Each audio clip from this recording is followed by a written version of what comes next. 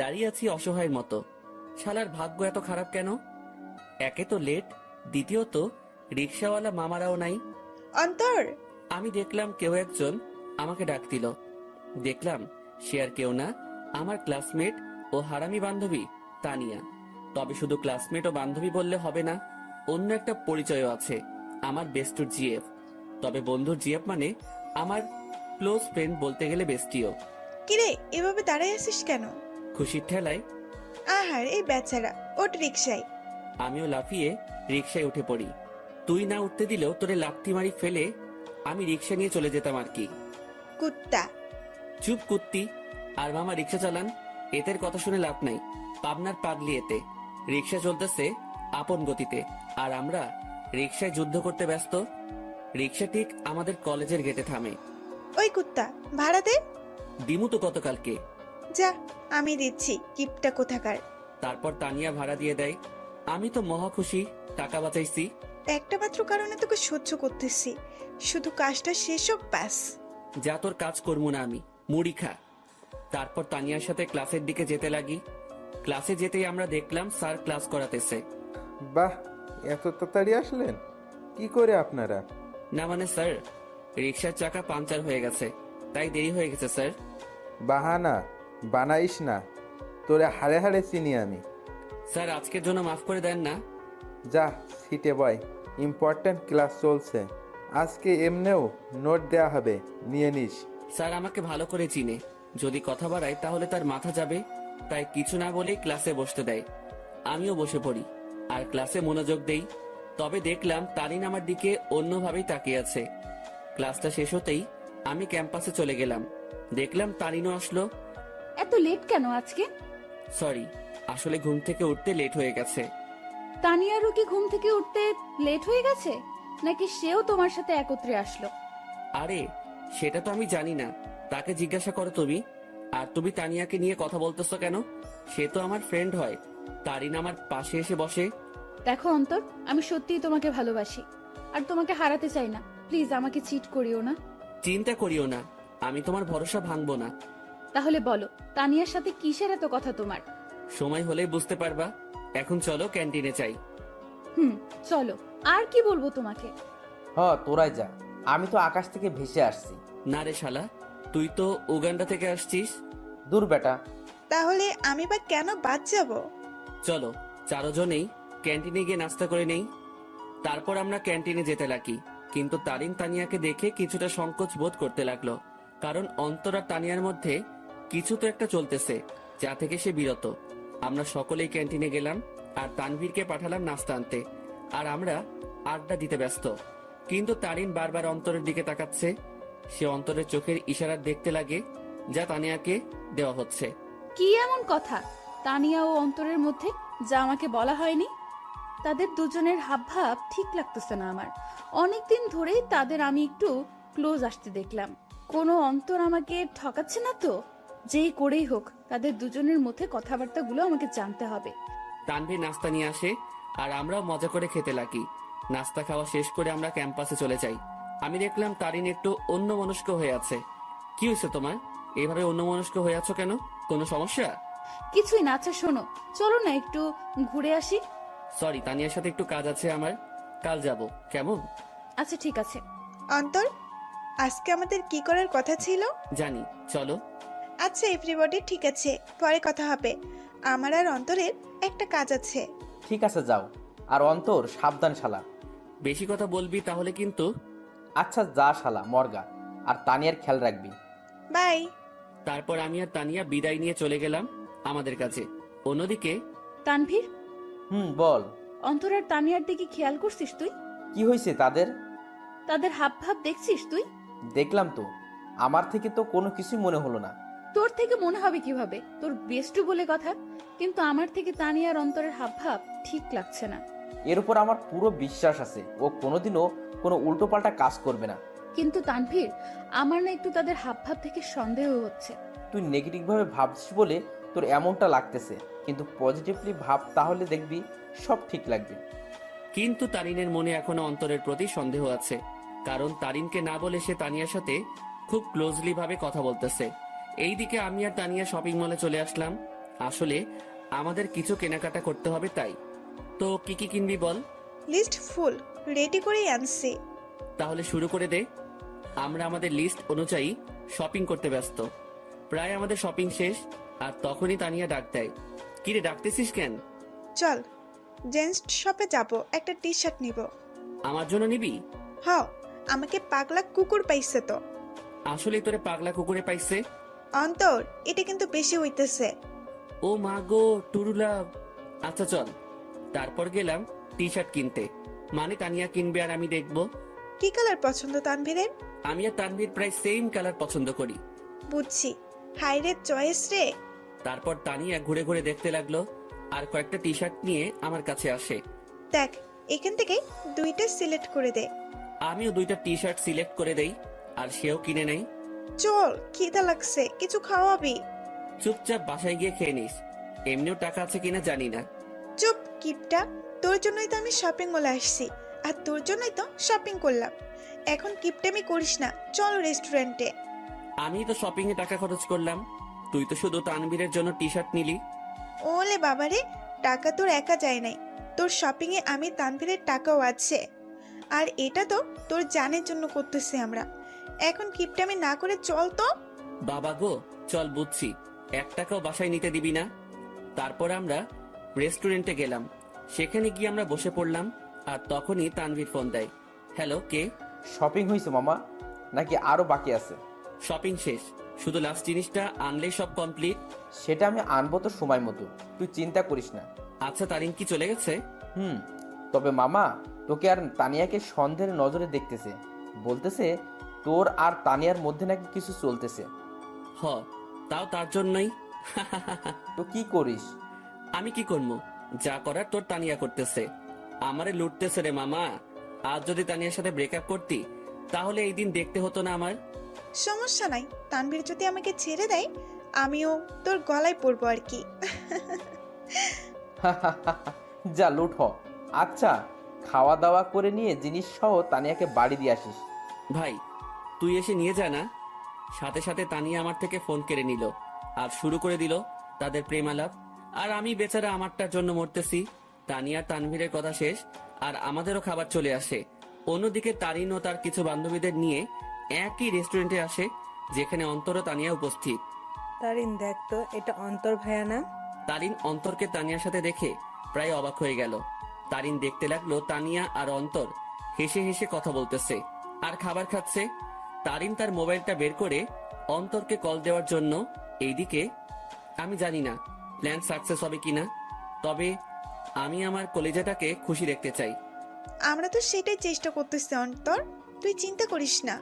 হঠাৎই আমার কলটা বেজে ওঠে, আর দেখলাম তারিন কল দিছে। আমিও রিসিভ করলাম। হ্যালো। কোথায় তুমি? আমি তো বাসায়। কেন? ও, কি করো তুমি? এই তো আছি। আর কি, মোবাইল নিয়ে। তুমি কি করো? আমিও মোবাইল নিয়ে ব্যস্ত। আচ্ছা, পরে কথা বলি, কেউ রুমের দিকে আসতেছে। Okay bye. তারপর কেটে দিল। কি বলে সে? আমি কোথায় কি করি এইসব? বাদ দে, তাড়াতাড়ি খাবার খেয়ে নে। অন্যদিকে তারিন অন্তরের মিথ্যা কথা শুনে মুখ চেপে কান্না করতে করতে বেরিয়ে যায়, সাথে তার বান্ধবীরাও। ও কেন আমার সাথে এত বড় প্রতারণা করলো? যদি আমাকে ভালো না বেসে থাকে, তাহলে কেন আমার ফিলিংস নিয়ে এইভাবে খেলা করলো সে? আমি কি ওকে ভালোবাসি নাই, নাকি আমার ভালোবাসায় কমতি ছিল? না, এর জবাব ওকে দিতেই হবে। তারিন কোনো মতে তার চোখের পানি ধরে রেখে বাড়ি চলে যায়। এইদিকে ম্যাডাম চলেন, আজকে এমনিও অনেক কাজ আছে আমাদের। তারপর বিল মিটিয়ে তানিয়াদের বাড়ির দিকে চলে যাই। তবে তানিয়াদের পুরনো বাড়িতে যাই আমরা। তানিয়াদের পুরনো বাড়িতে আসার আগেই তানভীরকে কল দিয়ে আসতে বলে দেই, আর সে এখন উপস্থিত। সব নেওয়া হয়েছে তোর? হয়েছে, জাস্ট লাস্ট জিনিসটাই বাকি। মামা, তারিন কিন্তু তোর উপর সন্দেহ করতেছে। সে মনে করতেছে আমার কলিজার লগে তোর চলতেছে।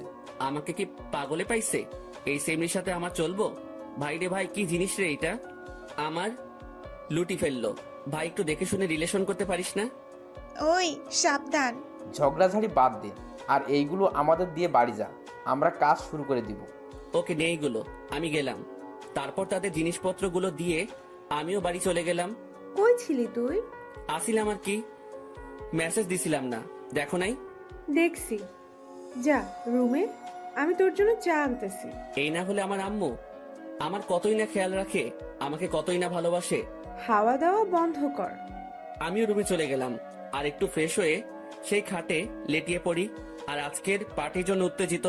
আসলে প্রায় এক সপ্তাহ আগ থেকে আজকের দিনের জন্য প্ল্যান করতেছি আমি, তানভীর ও তানিয়া। কারণ আজ আমার কলিজাটার জন্মদিন, তাই চিন্তা করলাম ওর জন্য সারপ্রাইজ বার্থডে পার্টি অ্যারেঞ্জ করে তারিনকে সারপ্রাইজ দিব আমি। আমি শিওর তারিন আজকে সেই লেভেলে চমকেও যাবে, ও খুশিও হবে। কারণ আমি জানি তারিন আমাকে কতটা ভালোবাসে। আম্মু চা নিয়ে আসে। আসলে দুপুরে চা খাওয়ার অভ্যাস, তাও রং চা। কি রে, আজকে তোর চেহারায় অন্য কিছুই দেখতে পাচ্ছি আমি। কি ঘটিয়ে আসলি আবার? দূর, কই কি ঘটাইছি আমি? সত্যি করে বল, কি ঘটিয়ে আসলি তুই? তোর চেহারায় আজ অন্য কিছুই বলতেছে আমাকে। ধুর আম্মু, বললাম তো কিছুই ঘটাই নাই।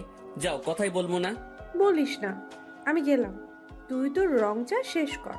তারপর আম্মু চলে যায় আর আমিও রং চা শেষ করলাম। আর আজকে কি কি হবে সেটা নিয়ে ভাবতে লাগলাম। অন্যদিকে তারিন বালিশে মুখ গুজে কান্না করতে ব্যস্ত, কারণ সে অন্তরকে তানিয়ার সাথে রেস্টুরেন্টে দেখলো।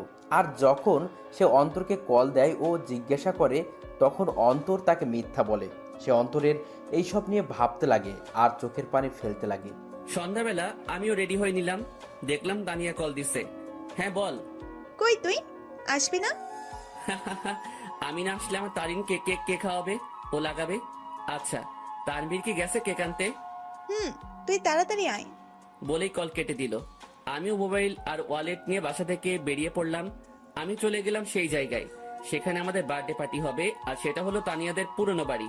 আসলে তানিয়ার পরিবার আমাদের চিনে, আর তানিয়া ও তানভীরের বিয়েও ঠিক হয়ে আছে। কারণ তানিয়া ও তানভীরের বাসায় তাদের সম্পর্ক মেনে নেয়। আমিও দরজার কাছে গিয়ে নক দেই। কিরে, আসছিস? হ, আজকে সেই মজা হবে। আমি তো আর ওয়েট করতে পারতেছি না। ভেতরে চল তো। আমিও ভিতরে চলে যাই। অন্যদিকে তানিনের বান্ধবী নিশু দেখে অন্তর ও তানিয়ার কথাবার্তা শুনে অবাক হয়ে যায়। এটা আমি কি শুনলাম? অন্তর ভাইয়া তানিয়া আপুর সাথে উনি এত নিচু মানুষ তা আমার জানা ছিল না। আমি এখনই তারিনকে বলবো এই সব।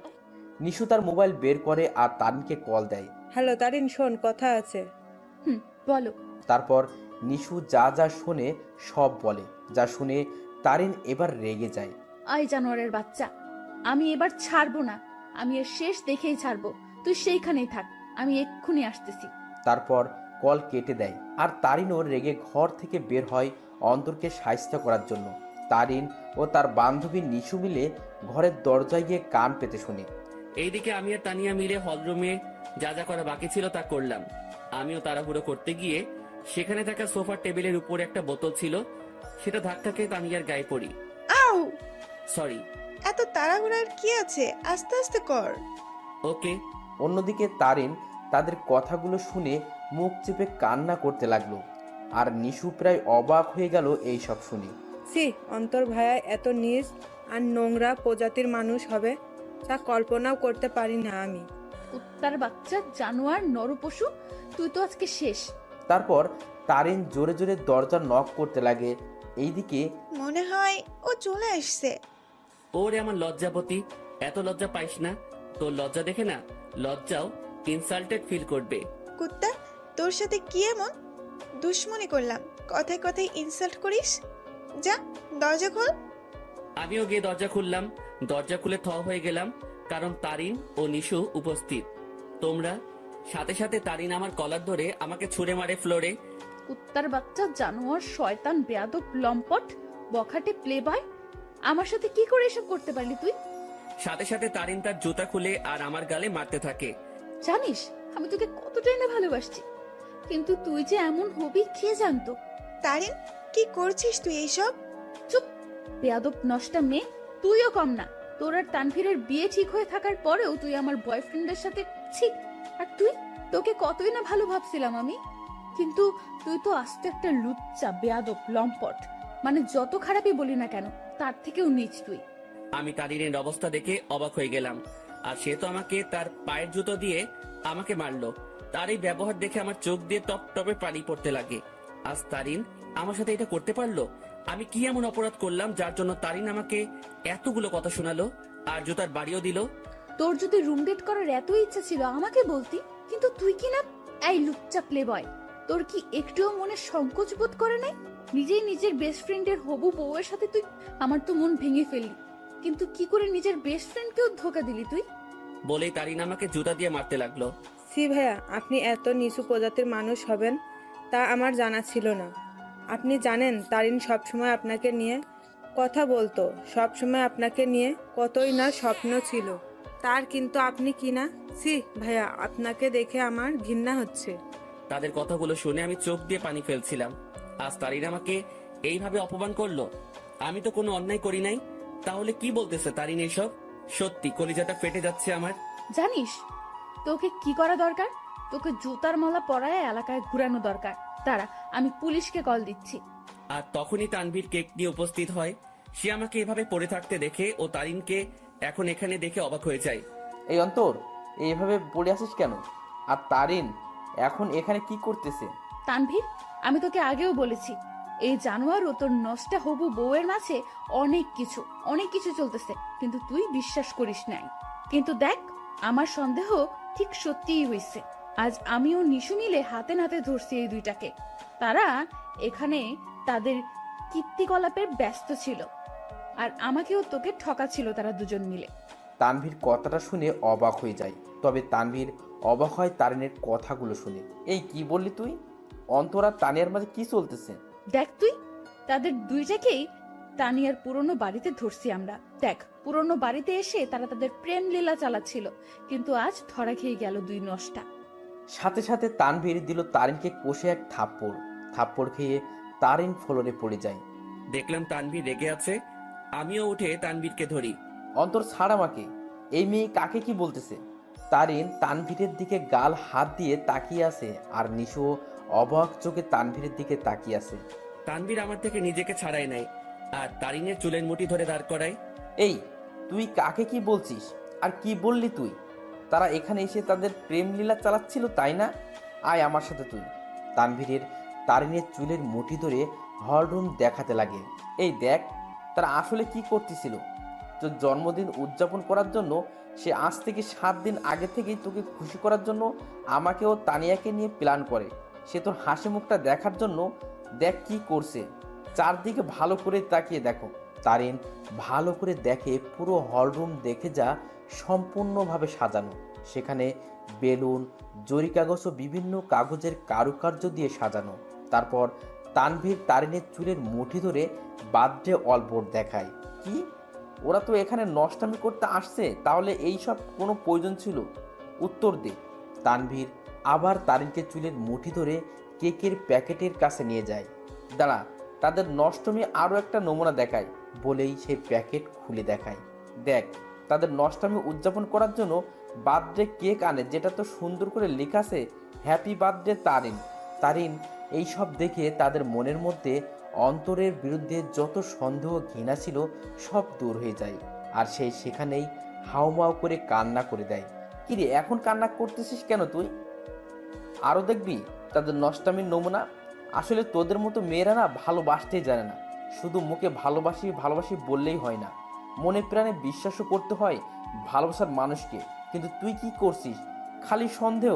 হ্যাঁ, আমার বেস্টু খারাপ, কারণ সে তাকে খুশি করতে চেয়েছিল, আর আমি আমার সেই খারাপ বন্ধুকে নিয়ে গর্ব করি, কারণ সে মানুষকে ঠকায়নি কোনোদিনও। সে সব সময় সবাইকে হাসি খুশি দেখতে চায়, কিন্তু আড়ালে সে নিজেই কান্না করে যেত। কিন্তু যখন তুই তার জীবনে আসছিস, সে মনে করছিল সেও এখনো হাসি খুশি থাকবে, কিন্তু তুই আজকে তাকে সবচেয়ে বড় কষ্ট দিয়ে দিলি। হ্যাঁ, আমার বন্ধু জানোয়ার, কারণ সে তোকে হাসাতে চেয়েছিল, যার প্রতিদান আজ তুই দিয়ে দিলি। তানভীর, অন্তর কোথায়? নিশু, অন্তর কোথায়? নিশো চুপ হয়ে আছে। তানভীর সাথে সাথে বাইরে দৌড় দেয় অন্তরকে খোঁজার জন্য, কিন্তু অন্তরকে পায়নি সে। তারিন সেখানে কান্না করতে করতে বসে পড়ে। তারিন, ছি, তুই এত নিস মন মানসিকতার মেয়ে, তা আমার জানা ছিল না। কিভাবে তুই এ ভাবলি? অন্তর আমাকে বান্ধবী মানে তো ঠিকই, সাথে ও আমাকে মন থেকে সম্মানও দেয়। আর তুই কি না, অন্তর তোর জন্য কতই না কি করতে চাইছিল। সে চাইছে তোকে সারপ্রাইজ বার্থডে পার্টি দেবে, কিন্তু তুই তাকে কি দিলি? অনেক অপমান ও জুতার বাড়ি। কি করে পারলি তুই এসব ভাবতে? অন্তর তোকে কতটা ভালোবাসে তা আমি আর তানভীর ভালো করেই জানি, কিন্তু তুই ভালো যেহেতু বেসেছিস, তাহলে একটু ভালোবাসার মানুষকে বিশ্বাস করতে শেখ, সন্দেহ না। আমার মনে হয় না তুই অন্তরকে কোনো দিনও ভালোবেসেছিস, কিন্তু সে তোকে মনে প্রাণে ভালোবেসেই গেল। তানভীর বাইরে থেকে আসে। অন্তরকে পাইছো? না, তুমি একটু কষ্ট করে বাড়িতে খুঁজে দেখো তো। আর এই, তুই বের হ বাড়ি থেকে। তানভীর তারিনকে টেনে বাড়ি থেকে বের করে দেয়, সাথে নিশিও বেরিয়ে যায়। আর তানভীর ও তানিয়া মিলে পুরো বাড়ি খুঁজে দেখে, কিন্তু অন্তরকে খুঁজে পেল না। তারিন বাইরের রাস্তায় বসে বসে হাওমাও করে কান্না করতে লাগে। সে আজ তার সন্দেহের জন্য তার অতি প্রিয় একটা জিনিসের কাছে ঘৃণার পাত্র হয়ে গেল। কি করে আমার মাথায় এসব আসলো? কেন আমি অন্তরকে সন্দেহ করলাম? যে আমাকে বলেছিল আমাকে কোনোদিন ঠকাবে না, কিন্তু আমি তাকে বিশ্বাস না করে তাকে অনেক কথা শোনালাম, খুব জুতার বাড়ি দিলাম। ছেলেটা তো আমাকে হাসি খুশি রাখতে চেয়েছিল, কিন্তু আমি ওকে কাঁদিয়ে দিলাম। বলে সে আরো কান্নায় ভেঙে পড়ে। এইদিকে আমি মেইন রোডে চলে আসলাম। আজ আমাকে আমার ভালোবাসা ভালোই একটা শিক্ষা দিল, আর বুঝিয়ে দিল আমি তার মনে কোনোদিনও জায়গা করে নিতে পারলাম না। আমি তার মনে বিশ্বাস জোগাতে পারলাম না। হয়তো আমারই ভুল ছিল, আগে তার মনে বিশ্বাস জোগানোটা দরকার ছিল। পরে না হয় তার জন্য কোনো কিছু করতাম। হয়তো আমার ভালোবাসায় কমতি ছিল, যার পরিণাম জুতার বাড়ি পেলাম। না, আর কোনোদিনও কাউকে ভালোবাসবো না, আর মনে আঘাত চাই না। আমি তারিনকে পেয়ে মনে করেছিলাম আমার দুঃখ কষ্ট ওর সাথে শেয়ার করব। মনে করলাম ও আমাকে বুঝবে, কিন্তু আমি ভুল ছিলাম। থাক, আর কাউকে ভালোবাসার প্রয়োজন নেই, আমি একাই ঠিক আছি। আর যদি কাউকে প্রয়োজন হয়, আমার বেস্টু ও আমার হৌভাবি আছে না, কিন্তু না আর কাউকে বিশ্বাস করব, না কাউকে মন দিব। কেউ চাই না, আমার শুধু পরিবার ও বান্ধবীদের নিয়ে থাকবো আমি মেইন রোডে হাঁটতে লাগলাম, মনকে শান্ত ও বোঝানোর জন্য যে তার জন্য কোনো ভালোবাসা নেই, আছে শুধু সন্দেহ আর সন্দেহ। আমিও মেইন রোডে যতদূর পারলাম হাঁটতে লাগলাম। কি বা করব আমি? ভাঙা মনকে সান্ত্বনা দিতে চাচ্ছি। আমি চিন্তা করছিলাম মনের মতো একজন পেয়ে তাকে নিয়ে আমি হাসি খুশি থাকবো, কিন্তু ভাগ্য একটা মোড় দিয়ে দিল। রাত 11টা বাজে, আমি এখনো রাস্তায় হাঁটছি আর চোখের পানি ফেলছি। আমার ফোনটাও অফ করে রাখছিলাম যাতে কেউ আমাকে বিরক্ত না করতে পারে, কারণ আমি একটু একা থাকতে চাই। রাত 12টা বাজে, আমি রাস্তার এক কোণায় বসে আছি। তবে আজ আমার নেশার সাহায্য নিতে ইচ্ছা করছে, তাই আমিও উঠে হাঁটতে লাগলাম আর খুঁজতে লাগলাম কোনো দোকান খোলা আছে কিনা। আমি দেখলাম একটা টঙের দোকান খোলা, তাই আমিও চলে গেলাম। কি চাই মামা? আমি সংকোচ বোধ করতে লাগলাম, কারণ আমি আজ পর্যন্ত কোনো দিনও কোনো দোকানে গিয়ে সিগারেট চাই নাই। আরে ভাই, বলবেন তো কি লাগবে? সিগারেট লাগবে?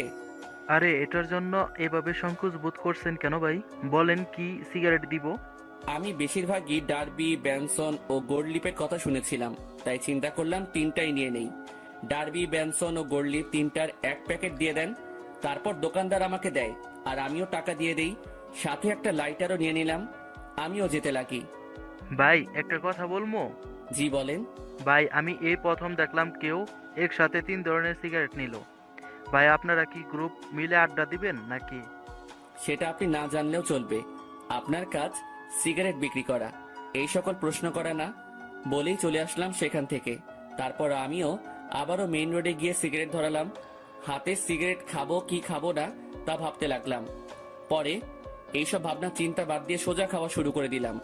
প্রথমে একটু কষ্ট লাগলেও পরে ঠিক লাগতে লাগলো। প্রথমে গোল্ডলিপ, এরপর ব্যানসন, এরপর ডার্বি খেলাম। একটা শেষ হতেই অন্য একটা ধরিয়ে দিলাম। এভাবে 3 প্যাকেটই প্রায় শেষ। শুধু ডার্বির 4টা সিগারেট বাকি আছে। দেখলাম 1টা বাজে। পরে মনে পড়লো বাসার কথা, তাই মোবাইলটা অন করলাম। অন করতেই আব্বুর প্রায় 150-র উপরে SMS এবং সাথে সাথে আব্বুর ফোন। হ্যালো, কি রে? কই তুই? ফোন বন্ধ কেন তোর? আরে মোবাইল হঠাৎই বন্ধ হয়ে যায়, এতে আমার দোষ কোথায়?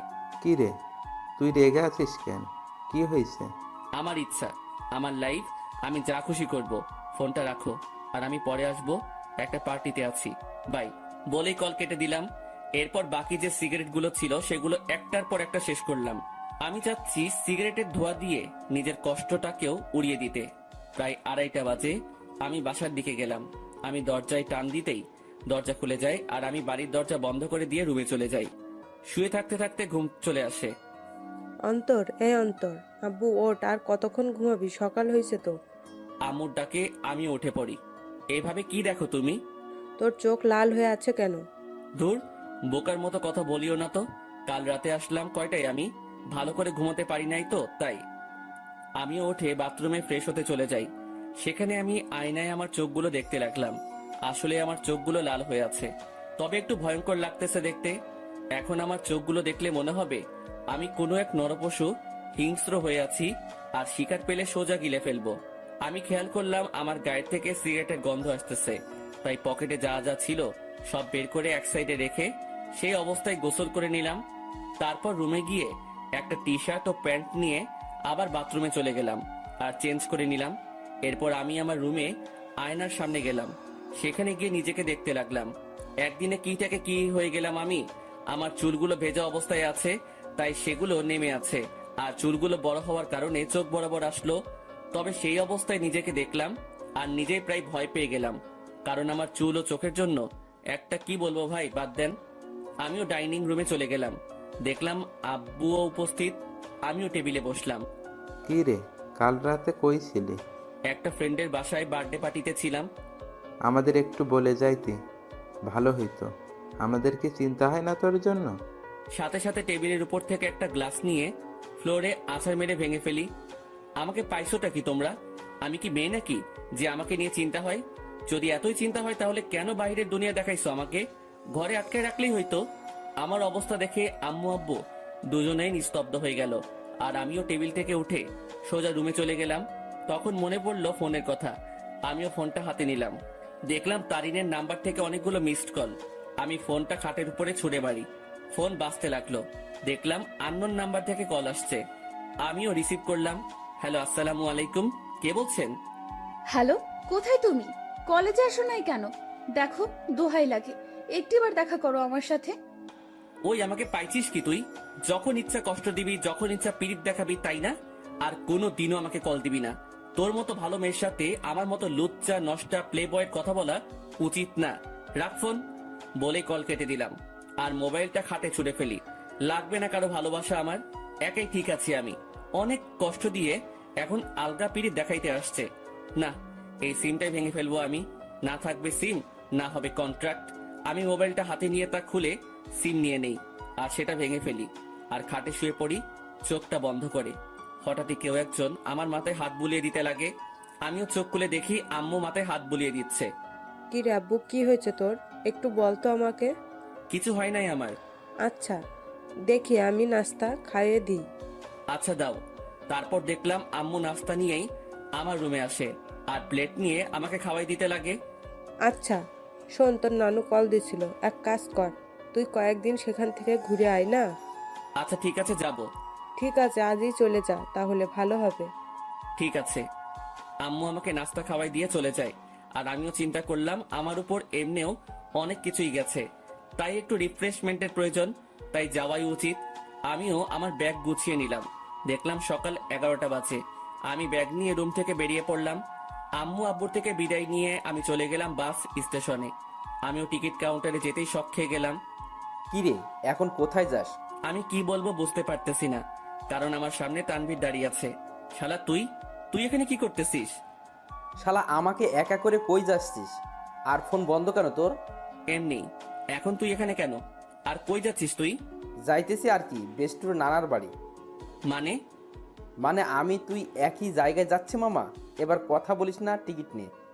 আমি আর কোনো কথা না বলে টিকিট নিতে গেলাম, কিন্তু প্রশ্ন হলো এই হারামি কি করে জানলো আমি যে এলাকা ছাড়তেছি? জি, 2টা টিকিট দেন তো জায়গার জন্য। নিয়ে নে, পরের বাস দেরি আছে। ঠিক আছে দেন তাহলে। আমি 2টা টিকিট নিয়ে নিলাম, কিন্তু আমরা দুজন দু প্রান্তে বসতে হবে। আমরা বাসে উঠলাম। আমি শুধু একটা ব্যাগ নিয়ে আসলাম, যেটাতে কিছু জামা কাপড় ও আমার কিছু প্রয়োজনীয় জিনিস আছে। আমি আবার সিটে বসলাম। যাক ভালোই, আমাকে জানালার পাশ দেওয়া হয়েছে। এবার প্রকৃতি উপভোগ করতে করতে নানার বাড়ি যাওয়া যাবে। আমি দেখলাম তানভীর, আমি যে শাড়িতে বসলাম সে আমার বাম পাশে শাড়ির আমার সিট বরাবর 3 সিট পর তার সিট। আমি সিটে বসে আছি আর বাস ছাড়ার অপেক্ষা করতেছি। আমি জানালা দিয়ে বাহিরে দেখতে লাগি। এক্সকিউজ মি, এটা আমার সিট, আমি কি এখানে বসতে পারি? আমি কথা শুনে সাথে সাথে তাকালাম। দেখলাম একটা কালো বোরকা পরা একটা মেয়ে এই কথা বলল। কোনটা আপনার সিট? জি, আপনার পাশের সিট আমার। আমি কি এখানে বসতে পারি? পড়ে গেলাম মুসিবতে। আমি কিনা সিট পেলাম, তাও একটা মেয়ের পাশের সিট। হয়তো অনেক ছেলে এই জিনিসটাকে তাদের জন্য সৌভাগ্য মনে করে, কিন্তু আমার জন্য এইসব দুর্ভাগ্য। কারণ আমি অন্য ছেলেগুলোর মতো মেয়ে পাগল না। তবে হ্যাঁ, একজনকে নিয়ে স্বপ্ন দেখেছিলাম, কিন্তু থাক, সে অতীতকে মনে না করাই ভালো। সেটা জাস্ট আমার জন্য একটা দুঃস্বপ্ন ছিল। এই যে মিস্টার, এখন কি বসতে দিবেন? আজব তো, আপনার সিট আপনি বসবেন, এটা নিয়ে তো মাথা খাওয়ার কি আছে? বসেন আপনার সিটে। তারপর মেয়েটা আমার পাশের সিটে বসে পড়ে। তবে আমার একটু আনইজি লাগতেছে। আমি তানভীরকে দেখতে লাগলাম। তানভীরের সাথেও একটা বোরকা পরা মেয়ে বসছে, আর সে তো পিড়িতিরে আলাপ করতে ব্যস্ত। আপু, একটা কথা বলি, কিছু মনে করিয়েন না। আপনি যদি আমার বন্ধুর সিটে গিয়ে বসতেন তাহলে একটু ভালো হতো। সরি, পারবো না। আমি আমার সিট ছাড়া অন্য কোথাও বসি না, এটা সম্ভব না। বাপরে বাপ, কি জিনিস রে ভাই! একটা ছেলে পাশে বসছে, আমি ছেলে হয়েও তার জন্য একটু সুবিধার জন্য কথা বললাম, আর সেই কিনা গাড়ি স্টার্ট করলো। গাড়ি চলতে লাগলো আপন শক্তিতে, আর আমিও জানালার বাহিরে তাকিয়ে প্রকৃতি উপভোগ করতে ব্যস্ত। আচ্ছা, যদি কিছু মনে না করেন, আমাকে কি জানালার সিটটা দিবেন? আমি এ দেওয়া নেওয়া বন্ধ করে দিছি। যেটা নিজের সেটাকে নিয়েই থাকি। আর আমার জানালার সিট পড়ছে, তাই আমি এখানে থাকবো। দিবেন না ভালো কথা, এত অ্যাটিটিউড দেখাচ্ছেন কেন? আমার অ্যাটিটিউড বেশি, তাই দেখাচ্ছি। নাও প্লিজ সাইলেন্ট। কিছুক্ষণ নীরবভাবে বসে বসে বাহিরের প্রকৃতি দেখতে লাগলাম, আর প্রকৃতির বাজেও হারিয়ে যেতে লাগি। আর তখনই তারিনের মিষ্টি হাসিটি মনে চলে আসলো। সাথে সাথে আমি প্রকৃতি থেকে আমার মনোযোগ সরিয়ে নিলাম। কি হলো, শখ খেলেন নাকি? আমি কিছুই না বলে আমার পকেট থেকে মোবাইল আর ইয়ারফোনটা বের করে কানে লাগিয়ে দিলাম, আর গান শুনতে লাগলাম। কিছুক্ষণ গানের মধ্যে মগ্ন ছিলাম আমি, আর তখনই পাশ থেকে খোঁচা দেয়। সমস্যা কি? গান শুনছিলেন? না তো, ব্যাডমিন্টন খেলছিলাম। এত রাগ আর কি আছে? আপু, আপনার সমস্যাটা কি বলবেন? কোনো সমস্যা নেই। আচ্ছা, আপনি কি রোমান্টিক গান শুনছিলেন? বুঝছি। আপু আসেন আপনি জানালার সিটে। মেয়েটাও খুশি হয়ে জানালার সিটে বসে, আর আমি পারতেছি না যে এখনই বাস থেকে নেমে যেতে। মেজাজটা খারাপ আগে থেকেই, আমার এখন আরো খারাপ করে দিল। আমি তানবীরকে দেখলাম, শালা মেয়ের সাথে পিড়িতির আলাপ করতেছে। হয়তো শালা ভুলেই গেছে তার বিয়েও ঠিক হয়ে আছে। আমি তানবীরকে ডাক দিলাম। তানবীর সিট থেকে আসে, কোনো মতে দাঁড়ায়। মেয়ে পেয়ে তো ভালোই কাজ চালাচ্ছিস, শালা ভুলে গেছিস তোর বিয়ে ঠিক হয়ে আছে? নাকি তানিয়ারে কল দিয়ে বলমু? আরে দোস্ত, মেয়েটা অনেক ফ্রেন্ডলি বিহেভ করে ভাই, অনেক হাসি আড্ডাও করে, তাই আর কি একটু। আমিও তানিয়ারে কল দিয়ে একটু। না না, কল দিস না দোস্ত, না হলে সব শেষ হয়ে যাবে বেটা। হোক শালা, সব শেষ। তোর পাশেও তো একটা মেয়ে, তার সাথে তুইও ফ্ল্যাট কর, কে বারণ করলো তোরে? সেটাই তো সমস্যা। এক কাজ কর, তোর পাশের মেয়েটাকে এখানে পাঠাই দে কষ্ট করে, না হলে। এই যে মিস্টার, মেয়েদের পাশে বসলে সমস্যা কোথায়? এলার্জি আছে আমার। এবার কথা বলিয়ে না, একদম চুপ থাকেন। আচ্ছা দোস্ত, আমি পাঠাচ্ছি। তারপর তানভীর চলে গেল, আর তানভীরের পাশের মেয়েটা আসে। আমি ওনাকে সিটটা দিয়ে আমি তানভীরের পাশে বসে পড়ি, আর সেখানে কানে ইয়ারফোন লাগিয়ে গান শুনতে লাগি। বাস বিরতির জন্য থামলো। তানভীর চল, একটু ফ্রেশ হয়ে নেই, আর কিছু খেয়ে নেই। চল। তারপর আমরা বাস থেকে নামলাম, আর একটু হালকা হয়ে নিলাম। তারপর দুজনেই খাবার খেয়ে নিলাম। তবে টেবিল থেকে উঠতেই ঠিক আমার পিছন বরাবর টেবিলে সেই দুইটা মেয়ে উপস্থিত। আমি তাদের দেখেও না দেখার ভান করে চলে গেলাম হাত ধুতে। তারপর হাত ধোয়া আমি তানভীরের কাছে গেলাম। তুই খা, আমি বিল দিয়ে দেই। না, বিল দিস না, আমি দিব। তুই কেন দিবি? তুই আমার সাথে আসছিস, তাই তোর বিল আমি দিব। মামা, বেইমানি হবে কিন্তু। যা যা, তুই দে। এমনিও কিপটা তুই, দে শালা। তারপর তানভীর খেয়ে বিল দিল, আর কিছু খাবার নিয়ে নিল। আমরা বাসে উঠে যাই, আর আমাদের আসার পরেই সেই মেয়ে দুইটাও আসে। কিছুক্ষণ পরে বাসটা ছেড়ে দেয়, আর আমিও কানে ইয়ারফোন দিয়ে গান শুনতে লাগি। প্রায় 2.5 ঘন্টা পরে আমরা আমাদের গন্তব্যে পৌঁছে যাই। আমরা বাস থেকে নামি আমাদের ব্যাগ নিয়ে।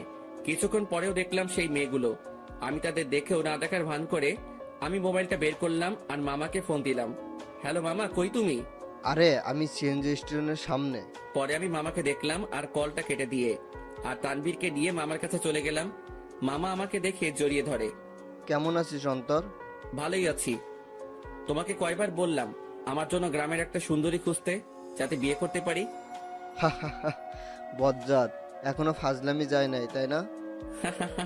কেমনে যাবে? মুই লেজেন্ডারি ফাজিল। আর মামা, এ হলো আমার বেস্ট, যার কথা তোমাকে বলতাম। কেমন আছো তানভি? তোমার কথা আমাকে এই ফাজিলটা প্রায় সময় বলে থাকে। জি ভালো, আপনি কেমন আছেন? ভালো। আচ্ছা তোরা চল আমার সাথে। তারপর মামা একটা সিএনজি ভাড়া করে, কিন্তু মামা কাকে যেন খুঁজতে লাগলো। কাকে খুঁজো মামা? আরে আরো দুজন আসবে, আব্বু বলছিল। কি অবস্থা তার শরীরের? ভালোই আছে আব্বু। আর আব্বু বলছিল তার নাকি কোনো বন্ধুর 2টা নাতনিও আসবে, তাদেরও নিয়ে যেতে বলল। ও আচ্ছা। তার কিছুক্ষণ পর মামা কাকে দেখে যেন চলে যায় আমাদের সিএনজির কাছে রেখে। আর কিছুক্ষণ পরে মামার সাথে 2টা মেয়ে আসে। তাদের দেখে আমি অবাক হয়ে গেলাম, কারণ এরা হলো সেই মেয়েগুলো যেগুলো আমাদের সাথে বসেছিল। আমি অবাক চোখে দেখতে লাগলাম।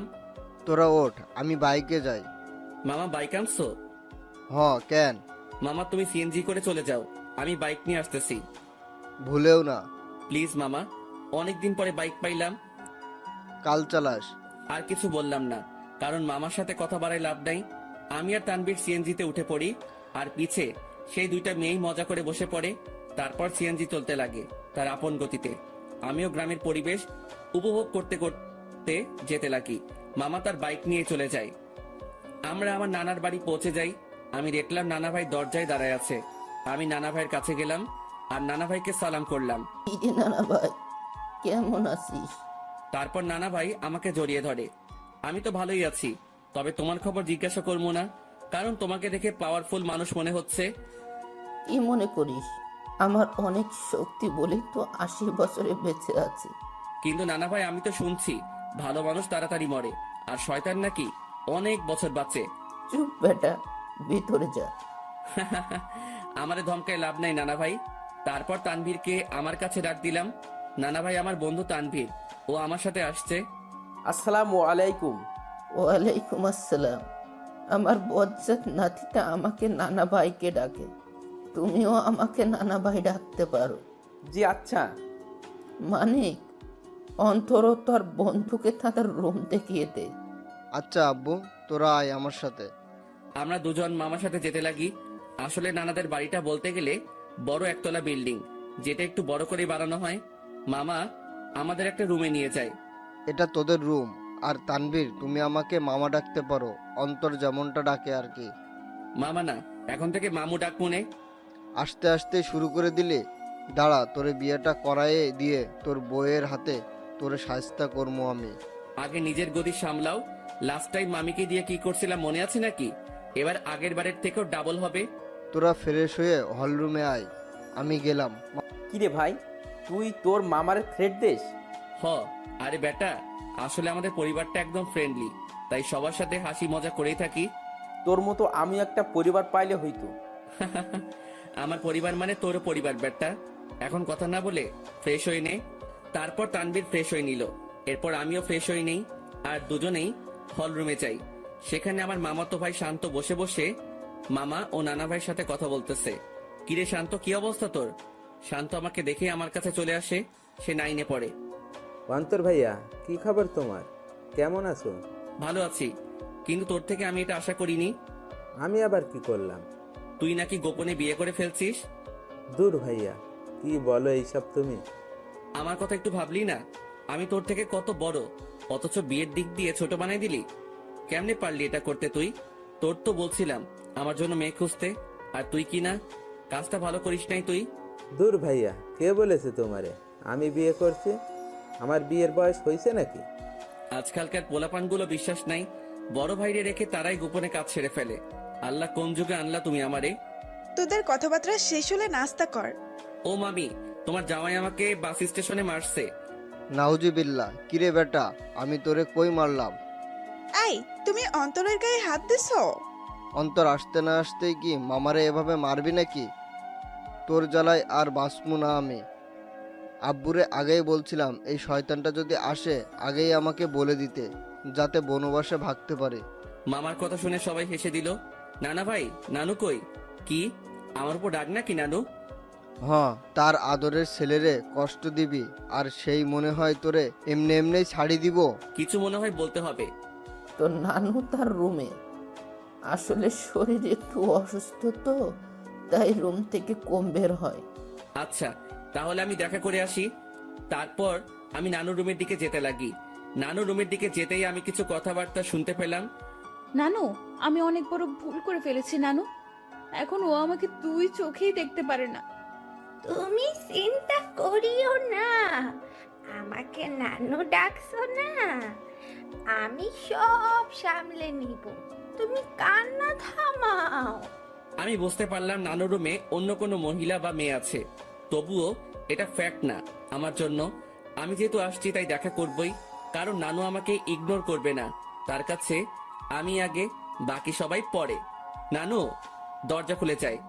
আর দেখলাম নানু দরজা খুলে নানু আমাকে জড়িয়ে ধরে। কেমন আছো নানু? ভালো, তুই কেমন আছিস? আমি তো ভালোই। আয় ভিতরে আয়। আমি নানুর সাথে ভিতরে গেলাম। আমি ভিতরে যেতেই দেখলাম আমাদের সাথে বোরকা পরা যে দুইটা মেয়ে আসছিল তারা রুমে উপস্থিত। নানু ভাই, বয় তুই। বোরকা পরা দুটো মেয়ে বলল, আচ্ছা নানু, আমরা যাই, পরে কথা বলবো আপনার সাথে। ঠিক আছে, যাও, আর চিন্তা করিও না, আমি সামলে নেব, কান্না করিও না, কেমন? তারপর রুমে থাকা দুইটা মেয়েই চলে যায়।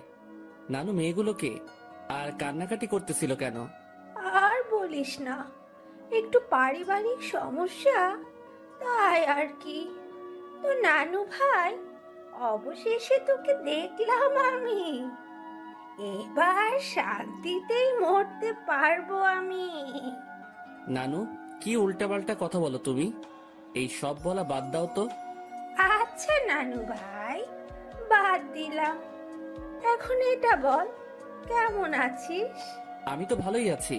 তা তো দেখতে পারতেছি, মনে অনেক কষ্ট নিয়ে সকলের সামনে ভালো আছিস দেখছি। মানে? কিছু না, বাদ দে। আমি নানুর সাথে নানুর রুমেই অনেকক্ষণ যাবৎ কথা বলি। অন্তর, একটা কথা শোন। জি নানু, বলো।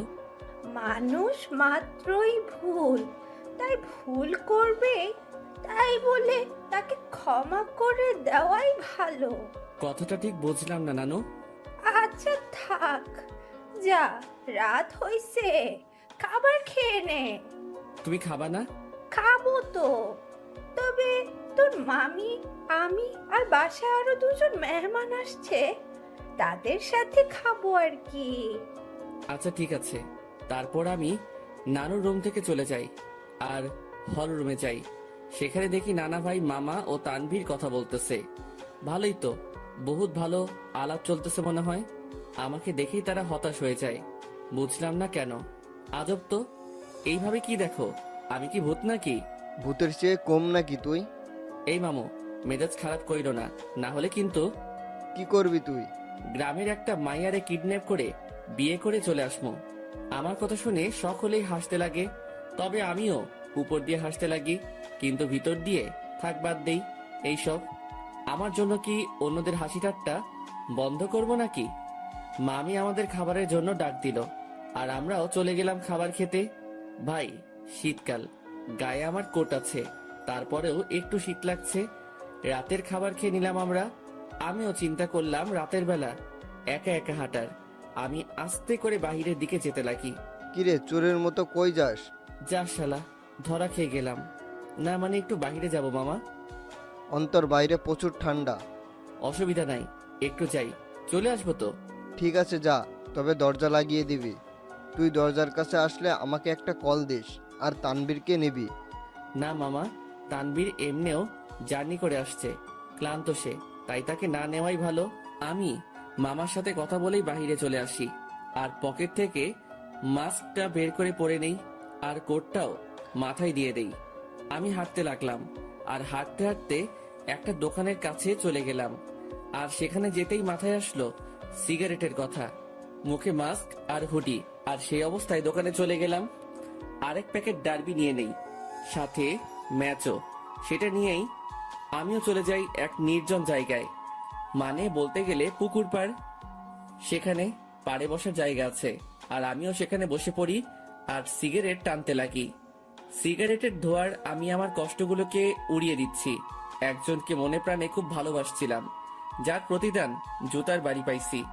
একেবারে ভালো মতেও শিক্ষা হয়েছে আমার, আর কোনো দিনও ভালোবাসার দিকে যাব না। একাই ঠিক আছি আমি, না কারো টেনশন, না কাউকে হারানোর ভয় আমার। আমি পুকুর পাড়ে বসে বসে 2টা সিগারেট খাইলাম। আসলে পরিবেশটা আমার খুব ভালো লাগতেছে, কারণ চাঁদ রাত, আবার পুকুর পাড়ে, সেখানে পরিবেশটা খুবই দারুণ লাগতেছিল আমার। কিছুক্ষণ সেখানে সময় কাটিয়ে আমি বাড়ি চলে গেলাম। বাড়ির কাছে যেতেই মামাকে কল দিলাম, আর মামাও দরজা খুলে দেয়। আর আমি আমার রুমে চলে যাই। দেখি তানভীর ঘুম। আমিও আমার মোবাইলটা চার্জ দিয়ে ব্যাগে সিগারেট ও ম্যাচ ঢুকিয়ে রাখি, আর গায়ে কম্বল দিয়ে ঘুম। সকালবেলা অন্তর ভাইয়া, এই ভাইয়া উঠো না কেন? সকাল হয়েছে তো ভাইয়া। আমিও উঠে পড়ি, আর দেখলাম শান্ত আমাকে ডাকতে লাগলো। সকাল হয়েছে ভাইয়া, আম্মু নাস্তা রেডি করতেছে। তুই যা, আমি ফ্রেশ হয়ে আসতেছি। আর তানভীর কই? ভাইয়া তো আব্বু ও দাদুর সাথে কথা বলতেছে। তারপর শান্ত চলে গেল। আমিও উঠে পড়ি। হঠাৎই আমার জানালার দিকে চোখ গেল, আর সেখানে দেখে মনে হচ্ছিল কেউ আমাকে দেখতেছিল। আমিও চলে গেলাম ফ্রেশ হতে। ফ্রেশ হয়ে এসে দেখি মামা, তানভীর, নানা ভাই, মামি, নানু সবাই কথা বলতে ব্যস্ত। আমিও গেলাম। তারপর সকলে মিলে নাস্তা করে নিলাম। অন্তর, আমার বাইক নিয়ে তুই তানবীরকে নিয়ে ঘুরে আয়। ও তো এখানে নতুন, তাই একটু দেখায় আন। আচ্ছা। তারপর মামার থেকে বাইকের চাবি নিলাম, আর বাইক নিয়ে দুজনেই ঘুরে আসলাম। আমরা যে গ্রামে থাকি সেখানে প্রায় সব জায়গায় চাষ করার জন্য মাঠ ও পুকুর, কিন্তু দুঃখের কথা আমি সাঁতার পারি না। কারণ আমি জীবনের 100 ভাগের 80 ভাগই শহরেই কাটাইছি। বাকি 20 ভাগের মধ্যে 7 ভাগ বলতে পারেন ট্যুরে গিয়ে, আর বাকি অংশ শহরেই। তবুও গ্রামটা ভালো করে চিনি। যতদিন গ্রামে ছিলাম ততদিন মামার সাথে গিয়ে গ্রামে ঘুরতাম। সকালবেলা আমি আর তানভীর অনেকক্ষণ ঘোরাঘুরি করলাম, আর দুপুরের দিকে আসলাম। বাইকটা রেখে বাড়িতে ঢুকলাম, আর দেখলাম নানা ভাই, নানু, মামা, মামি ও সেই 2টা মেয়েও আছে, আর তারা কথা বলতেছে। কিন্তু আজব ব্যাপার হলো, এরা বাড়িতেও হিজাব করে রাখছে। ঘোরা শেষ? মোটামুটি। আমি রুমে চলে যাই, কিন্তু বারবার সেই মেয়েগুলোর প্রতি কেন যে আকর্ষণ লাগতেছে কে জানে। তবে ইচ্ছা তো করতেছে হুজুরনিগুলোর চেহারা দেখতে, কিন্তু ডাইরেক্ট বলা তো মুসিবত। থাক, পরে সেটা ব্যবস্থা হবে আর কি। আমি রুমে গিয়ে ব্যাগ থেকে কিছু কাপড় বাহির করলাম, আর চিন্তা করলাম গোসল করব।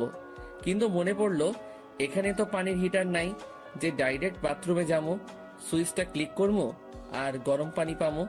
পড়লাম আরেক মুসিবতে। কেমনটা লাগে। ধুর, মামিকে বলবো গরম পানি করে দিতে। আমি যখনই রুম থেকে বের হব তার আগেই মামি উপস্থিত উইথ গরম পানি। এই না হলে আমার মামি, আমার কখন কি লাগে তা তুমিও আম্মুর মতোই জেনে যাও। আমিও তো তোর আরাক আম্মু, এখন যা গোসল করতে, আমি পানি দিয়ে গেলাম। থ্যাংক ইউ মামি, আই লাভ ইউ বলতাম, কিন্তু মামা শুনলে হার্ট অ্যাটাক করবো। যা ফাজিল। মামি চলে গেল, আর আমিও মনের সুখে লুঙ্গি আর তোয়ালে নিয়ে চলে গেলাম গোসল করতে। গোসল শেষ করতেই আমিও রুমে আসলাম। লুঙ্গি পরা আছে, বলা যায় না কখন কোথায় খুলে যায়। জীবনে 2টা কখন কোথায় খুলবে তা কেউ বলতে পারে না। 1 হলো কপাল, 2 হলো লুঙ্গি। আমার মনে হলো কেউ আমাকে দেখতেছে। আমিও জানালার দিকে তাকালাম, কিন্তু কেউ নাই। ভাই, বলা যায় না কখন কে এসে দাঁড়ায় থাকে। তাই প্যান্ট আর টি শার্ট বাথরুমে চলে গেলাম, আর সেখান থেকে চেঞ্জ করে আসলাম। আমি রুম থেকে বের হতেই এক হুজুরনি আমার সামনে এসে পড়ে। আমিও এড়িয়ে চলে যেতে লাগি। আর বাহিরে বাড়ির আঙিনায় রোদের মধ্যে দাঁড়ায় অনেক ঠান্ডা লাগতেছিল ভাই।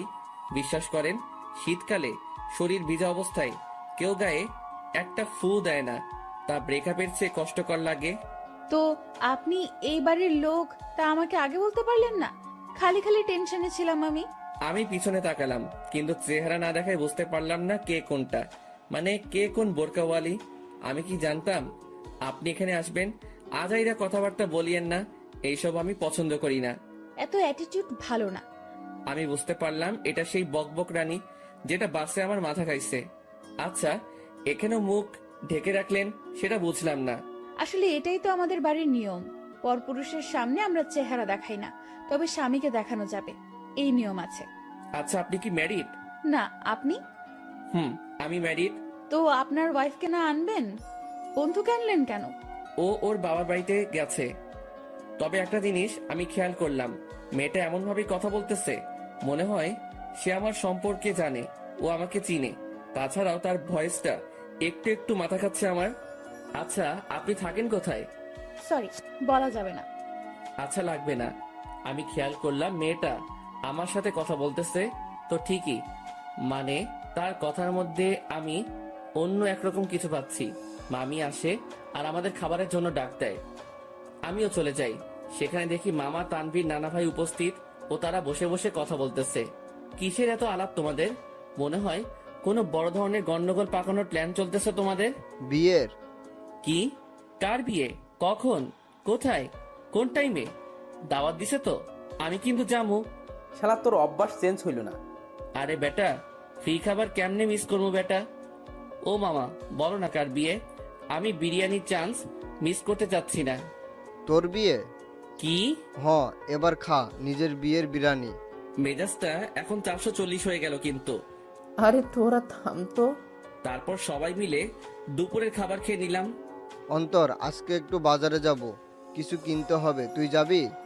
আচ্ছা, গেলাম আর কি, সাথে তানভীরকেও নিয়ে নিব। আচ্ছা ঠিক আছে।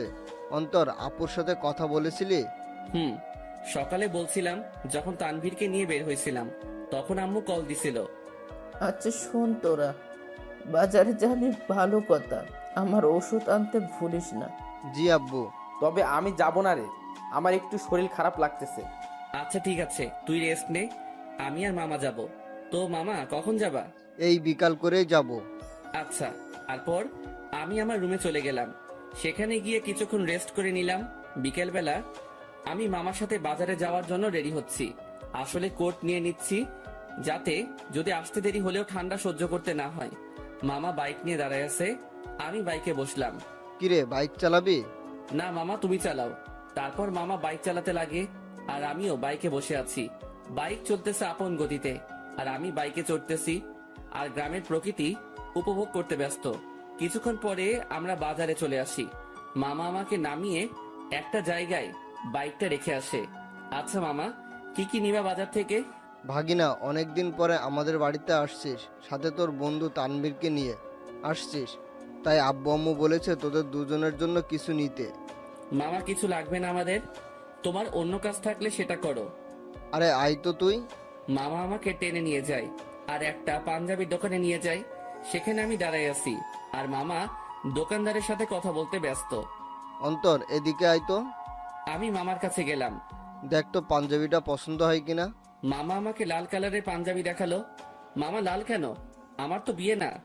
বিয়ে হোক আর না হোক, কিন্তু এটা আমার পছন্দ হয়েছে আর আমি চাই বিয়েতে এটা তুই পরবি। তবে ভাগিনা, এটাতে তোরে বেশ মানাবে। আচ্ছা, তোমার পছন্দ হয়েছে তাহলে নাও।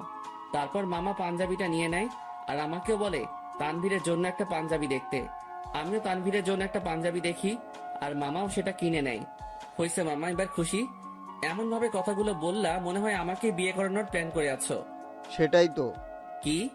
না মানে সেটাই তো, যাতে তোকে একটা বিয়ে করাই দিতে পারি। ধুর মামা, আপাতত একটু শান্তি দাও আমারে। বিয়ে করলে তো তোমার মতো হাল হবে আমার। আচ্ছা চল। আমি মামার সাথে যেতে লাগি। আমরা বাজারে হাঁটতে লাগলাম আর মামাও টুকিটাকি বাজার নিতে ব্যস্ত। আমিও মামার সাথে ঘুরে ঘুরে দেখতে লাগলাম। আর তখনই একটা শাড়ির দোকানে চোখ পড়লো, যেখানে বাহির থেকে একটা শাড়ি দেখা যাচ্ছিল যার রং ছিল গোলাপি। শাড়িটা দেখে তারিনের কথা মনে পড়লো আর তারিনের পছন্দের কালারও গোলাপি। যেদিন প্রথম তারিনকে দেখি, সে গোলাপি জামা পরে কলেজে আসছিল, যা দেখে প্রায় কলেজের সকলেই তার দিকে তাকিয়েছিল। আর আমি তো দেখেই লাট্টু হয়ে গেছিলাম। আর সেদিনই তারিনকে আমার ভালো লেগে যায়। এরপর তারিনের পিছেই পড়ে যাই আর প্রায় একটা সপ্তাহের মতো পিছে পড়েছিলাম। এরপর একদিন তানভীর শালা সাহস জাগিয়ে দেয় আর প্রপোজ করি, আর সেও সাথে সাথে অ্যাকসেপ্ট করে নেয় আর বলে নাকি সেও নাকি আমাকে পছন্দ করত, কিন্তু আমার রাগের জন্য আমার সামনেও আসতেও ভয় পেত। আসলে আমি সব সময় নিজেকে শান্ত রাখার চেষ্টা করি, কিন্তু যখন রেগে যাই তখন শান্ত হতে অনেক সময় লাগে। আর যার উপর রেগে যাই তাকে সহজে ক্ষমা করি না। কিন্তু তারিনের ব্যবহারটা আমার মোটেও ভালো লাগেনি। আসলে আমি বুঝতে পারলাম তার মধ্যে আমার জন্য কোনো ভালোবাসাই ছিল না। জাস্ট ভালো লাগাই ছিল, যে এটাকে আমি ভালোবাসা ভেবে বসেছিলাম। আর সেটাই আমার বড় ভুল ছিল। ভালোবাসা মানে একে অপরের প্রতি বিশ্বাস, ভরসা। কিন্তু তারিনের জন্য আমি তানিয়ার সাথে মিলে তারিনের বার্থডে সেলিব্রেশন করার জন্য প্ল্যান করলাম। কিন্তু তারিন মনে করে বসেছিল আমার আর তানিয়ার মধ্যে কোনো কিছু চলতেছে। যদি তারিন আমাকে বিন্দু মাত্র বিশ্বাস করত, তাহলে সেটা কখনোই মাথায় আনতো না। কিন্তু তারিনের মনে ভালোবাসা ছিল না, তাই সে আমাকে তানিয়ার সাথে মিশতে দেখে সন্দেহ করতে লাগলো। আমি মনে করেছিলাম তারিনকে তার বার্থডে পার্টির সারপ্রাইজ দিব, কিন্তু সেই আমাকে বড় ধরনের সারপ্রাইজ দিয়ে বসে আছে। তার জন্য আমি একটা সপ্তাহ শান্তিতে ঘুমাতে পারি নাই, কারণ আমি তারিনের জন্য তার পছন্দের জিনিসগুলো কিনতে আনতে ব্যস্ত। কারণ আমি তারিনকে খুশি দেখতে চাই। তার জন্য এত কিছুই করে শেষমেশ জুতার বাড়ি ও মিথ্যা অপবাদ পেলাম। সে না জেনেই আমাকে এভাবে আঘাত করলো। যদি তার মনে আমার জন্য বিন্দুমাত্র ভালোবাসা থাকতো, তাহলে সে আমাকে সন্দেহ না করে আমার প্রতি বিশ্বাস রাখতো। কিন্তু সে থাক, যা হয়েছে ভালোই হয়েছে। আমিও উচিত শিক্ষা পেলাম আর বুঝতে পারলাম তারিন আমাকে কেমন ভালোবাসছিল। কিরে, কি ভাবছিস? কই কিছুই না। আচ্ছা নানা ভাইয়ের ওষুধ নিছো? নিব, কিন্তু তোর চোখে পানি কেন? আরে চোখে বালি ঢুকছে, সেটার জন্য। আমার সাথে আয়। আমি মামার সাথে গেলাম আর মামা একটা কলের কাছে নিয়ে যায় আর আমিও মুখ ধুয়ে নেই। আসলে তারিনের কথা মনে করতে করতে ওই দিনের ঘটনাটাও মনে পড়ে গেল আমার, তাই চোখেও পানি চলে আসে। সেদিন তারিন আমাকে যেভাবে মারলো, আমি বুঝতে পারলাম সে কতটা ঘৃণা করে আমাকে। সে সত্যি না জেনেই আমাকে আঘাত করলো, যা থেকে বোঝা যায় তারিনের ভালোবাসা কত দূর। চল বাড়ি যাব, বাজার শেষ। নানা ভাইয়ের ওষুধ নাও। মামা চলে গেল ওষুধ নিতে আর আমাকে বাজারের ব্যাগ ও পাঞ্জাবির প্যাকেটগুলো দিয়ে গেল। আমিও সেগুলো নিয়ে বাইকের কাছে চলে গেলাম। আজ তারিনের কথা মনে পড়তে লাগলো, কিন্তু তাকে এখন আমি ঘৃণা করি। তার ভালোবাসার রূপ দেখলাম ভালো করেই। জানি না কোথায় আছে সে, কি করতেছে।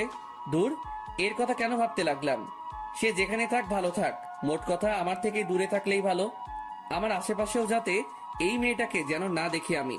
মামা ওষুধ নিয়ে আসে, তারপর মামা বাইক নেয় আর আমিও বসে পড়ি ব্যাগ নিয়ে। তারপর আমরা বাড়ি ফিরি।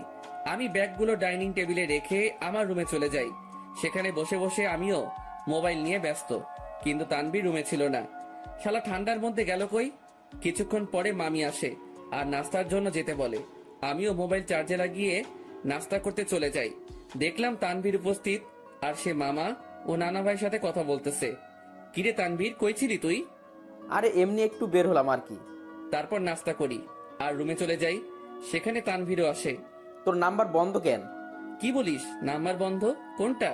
কেন, শেষে 86 ওইটা? ও ওইটা? ওইটা তো নষ্ট হয়ে গেছে। নষ্ট হইছে নাকি তুই নষ্ট করছিস? আমি করছি। কেন, তোর কাছে আমার শেষে 68 ওয়ালা নাম্বারটা নাই? আছে তো। সেটাতে কল দিলে পাবি। আচ্ছা, তানিয়ার সাথে কথা হয়েছে তোর? আরে আরেকটু আগেও তো কথা বলে আসলাম তার সাথে। কি? আরে ফোনে কথা বললাম আর কি। তুই কি মনে করছিস তানিয়া এখানে আর আমিও তার সাথে ঘুরে ঘুরে কথা বলতেছি? আমি তো এটা মনে করি নাই। তুই এই কথাটা বললি কেন? আরে শালা, তুই তো এটাও ভাবতে পারিস, তাই আগে বলে দিলাম আর কি। আচ্ছা বাদ দে। আর শোন, তানিয়াকে আমার পক্ষ থেকে সরি বলে দিস ওই দিনের ঘটনার জন্য। আরে বেটা বলতে হবে না, আমি সামলে নিছি ব্যাপারটা। তারপর তানভীরের সাথে রাতে খাবারের আগ পর্যন্ত আড্ডা দেই। তারপর মামা এসে আমাদের খাবারের জন্য ডাকে আর আমরাও খাবার খেয়ে নেই। এরপর রাতে আম্মু আব্বুর সাথে কথা বলে নিলাম আর মোবাইলে সকাল ভোরের জন্য অ্যালার্ম দিলাম, যাতে সকালে উঠে নামাজ পড়ে গ্রামের শীতকালে সকালের দৃশ্য উপভোগ করতে পারি। এরপর দিলাম ঘুম। সকাল ভোরে আমার অ্যালার্ম বেজে ওঠে আর আমিও উঠে পড়ি। আমার অ্যালার্ম শুনে তানভীর কিছুটা নড়ে ওঠে। আমিও অ্যালার্মটা বন্ধ করে দেই আর শালা আবার ঘুম। আমিও ফ্রেশ হয়ে নেই আর বাসার থেকে উজু করে নেই। এরপর দরজা খুলে আমিও চলে গেলাম মসজিদে ফজরের নামাজের জন্য। মসজিদে নামাজ শেষ করে এবার বেরিয়ে পড়লাম ঘোরার জন্য। চারিদিকে কুয়াশায় ঘেরা, সামনে কি আছে কেউ দেখতে পারবে না। আর গ্রামের পরিবেশে এটা একটা অসাধারণ ও মুগ্ধকর মুহূর্ত। তবে এটাই না, এখন সবচেয়ে আকর্ষণীয় জিনিস দেখার বাকি, যেটা প্রায় অনেকে দেখতে গ্রামে আসে। আর সেটা হলো শীতকালে সকাল ভোরে সূর্যোদয়। ভাগ্যিস আমি কোট শু পরে বের হইছি, না হলে এমনিও ঠিক না জমে কুলফি হয়ে যাইতাম। আমি হাঁটতে লাগি আর কিছু স্বপ্ন দেখছিলাম, সেইগুলো ভাবতে লাগি। একদিন এক শীতের সকালে তাকে নিয়ে হাঁটবো। একটা চাদরকে দুজনে ভাগাভাগি করে নিয়ে পড়বো, একে অপরকে ধরে সেই কুয়াশা ভরা রাস্তায় একে অপরকে নিয়েই মগ্ন থেকে হেঁটে যাব। তাকে নিয়ে শীতের সকালে সূর্যোদয় দেখব, আর সকালবেলা দুজনে ঠান্ডা ঠান্ডা খেজুরের রস খাবো। হয়তো এটা কোনোদিনও পূরণ হবে না, স্বপ্নই থেকে যাবে। থাক, কেউ লাগবে না আমার। আমার লাইফ আমি একা এনজয় করব। তার ভালোবাসার কোনো প্রয়োজন নেই আমার। তার ভালোবাসার নমুনা দেখলাম ভালো করেই। যার মধ্যে আমার জন্য বিন্দুমাত্র বিশ্বাস নেই, সে কি করে আমাকে ভালোবাসবে? ভালোবাসার মধ্যে বিশ্বাসের অবদান বেশি, কারণ একে অপরের প্রতি বিশ্বাসী ভালোবাসাকে আরো বাড়িয়ে তোলে। সূর্যোদয় শুরু হয় আর আমিও রাস্তায় দাঁড়িয়ে দেখতে লাগি। পকেটে হাত দেওয়া অবস্থায় সেই মুগ্ধকর দৃশ্য দেখতে ব্যস্ত আমি। সূর্যোদয় শেষ আর কুয়াশাও আস্তে আস্তে দেখা যেতে লাগে আর শেষ হতে লাগে। তাই আমিও চিন্তা করলাম, শীতের সকাল, দেখি যদি কোনো চায়ের দোকান পাই তাহলে এক কাপ গরম চা খাওয়া যায়। আমিও হাঁটতে লাগি আর ভাগ্যক্রমে একটা চায়ের দোকানও পেয়ে গেলাম। আমিও সেখানে যাই। এক কাপ চা দেন তো। জি দিচ্ছি, বসেন। আমি বসে আছি আর পকেটে হাত, কারণ হাত প্রায় ঠান্ডা হয়ে আসছে। এখন যদি তানভীরের পাশে থাকতো তাহলে আমার এই ঠান্ডা হাত তার পিঠে ঢুকাই দিতাম। প্রতি শীতেই সালারে এই চাকা দেই আমি। চা দিয়ে গেল আর আমিও পকেট থেকে হাত বের করে দুই হাত দিয়েই চায়ের গ্লাস ধরি। চায়ের গ্লাসের তাপ দিয়ে হাত গরম করতেছি আর একটু একটু চুমুক দিচ্ছি চায়ে। চা খাওয়া শেষ করলাম আর পকেট থেকে মানিব্যাগটা বের করে চায়ের বিল দিয়ে দিলাম আর সেখান থেকে চলে আসলাম। আমি বাড়ির দিকে যেতে লাগি। বাড়ি আঙিনায় যেতে দেখি সামনে একটা সিএনজি। মনে হয় বাড়িতে কেউ আসছে। থাক, যেই আসুক আমার কি। আমিও আস্তে করে বাড়িতে ঢুকে যাই আর নিজের রুমের দিকে চলে যাই। রুমে প্রবেশ করা মাত্রই আমার চোখ কপালে উঠে গেল। তোমরা? ইরে হারামজাদা, ভালোই তো মজা মাস্তিতে আসিস। জি হ্যাঁ, আমার রুমে আমার আম্মু আব্বু উপস্থিত আর তানভীরও ঘুম থেকে উঠে গেছে। তোমরা এখানে কেমনে? কালকে না তোমাদের সাথে কথা বললাম আমি? আমরা 11টার গাড়িতে উঠি আর এখানে চলে আসি। এখানে আসার কারণটা কি? তাও হঠাৎ করে চলে আসলা, ব্যাপারটা বুঝলাম না। আমার আম্মু আব্বুর বাড়ি আর আমি আসবো না, এটা কি ধরনের কথা? আসবে মানা কি করলো, কিন্তু হঠাৎই না বলে চলে আসলা। ব্যাপারটা আমাকে একটু চিন্তায় ফেলে দিল। চুপ হারামজাদা, এত চিন্তা করতে হবে না তোকে। তোর জন্য আমি তানভীরকে মারলাম। মানে? আর বলিস না দোস্ত, আমাকে তুই মনে করে আমি ঘুমানো অবস্থায় মাথায় দিল একটা। তুই শালা মাইরের যোগ্য।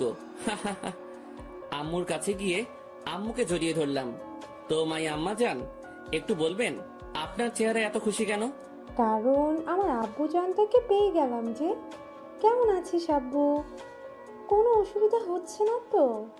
আর বলিও না আম্মু, রাতের বেলা মশারা আমার কিস নিতে নিতে আমার ইজ্জত আস্ত রাখে নাই। এখন বউকে কি বলবো সেটাই সমস্যা। আমার কথা শুনে আম্মু আব্বু হেসে দেয়, কিন্তু তানভীরের মুখে অন্য কিছু দেখতে পাচ্ছি। কিরে তানভীর, তোর কি হয়েছে আবার? কই কিছুই না, আমার ঠান্ডা লাগছে, আমি ঘুমাই। যা ঘুমা তুই। আমি আম্মু আব্বুকে নিয়ে হলরুমের দিকে গেলাম আর দেখলাম মামা নানা ভাই কথা বলতেছে। আপু, এটা কি আসলেই তোর ছেলে? কেন? তোরে কি করলো? আর বলিস না আপু, আসতে না আসতেই আমার জীবনের অর্ধেক আগেই টানা করেছে, আর এখন বাকিটুকু করতেছে আর কি। এই মামা, মেজাজ গরম করিও না, না হলে যে একেবারে জায়গা বরাবর বাস দিমো। আল্লাহ কি দেখে তোরে বানাইছে বুঝি না, একবারে ফাজিল, এর বাপ তুই। আজ আছি তো তাই এসব বলতেছো। একদিন এই ফাজিলটা থাকবে না, সেদিন মিস করলেও লাভ হবে না মামু। প্রথম কথা, তুই ফাজিল না, শয়তানের নানা, আর শয়তান মরে না, বুঝছস? ওকে, দেখা যাবে। মামা ভাগিনার ঝগড়া শেষ হয়েছে? হয় নাই, আরো বাকি আছে। মামু, মেজাজটা কিন্তু 440 করছো। কোন সময় কোন অঘটন ঘটাই দেই আর তোমারে ফাঁসাই দিমো কিন্তু। কেন, কি করবি তুই? বেশি কিছু না, গ্রামে কোনো এক আন্টিকে টাকা দিয়ে ভাড়া করে আনবো। কেন, গ্রামের মহিলা এনে কি করবি? বেশি কিছু না, তারে বলবো তোমার জিএফ হিসেবে নিজেকে পরিচয় দিতে, বাকিটা মামি সামলাবে আর কি। কথাটা শুনে আব্বু আম্মু নানা ভাই হেসে দিল আর মামার মুখের রিয়াকশন দেখে আমার হাসি আসতেছে। মামা ফুল শক খেয়ে গেল।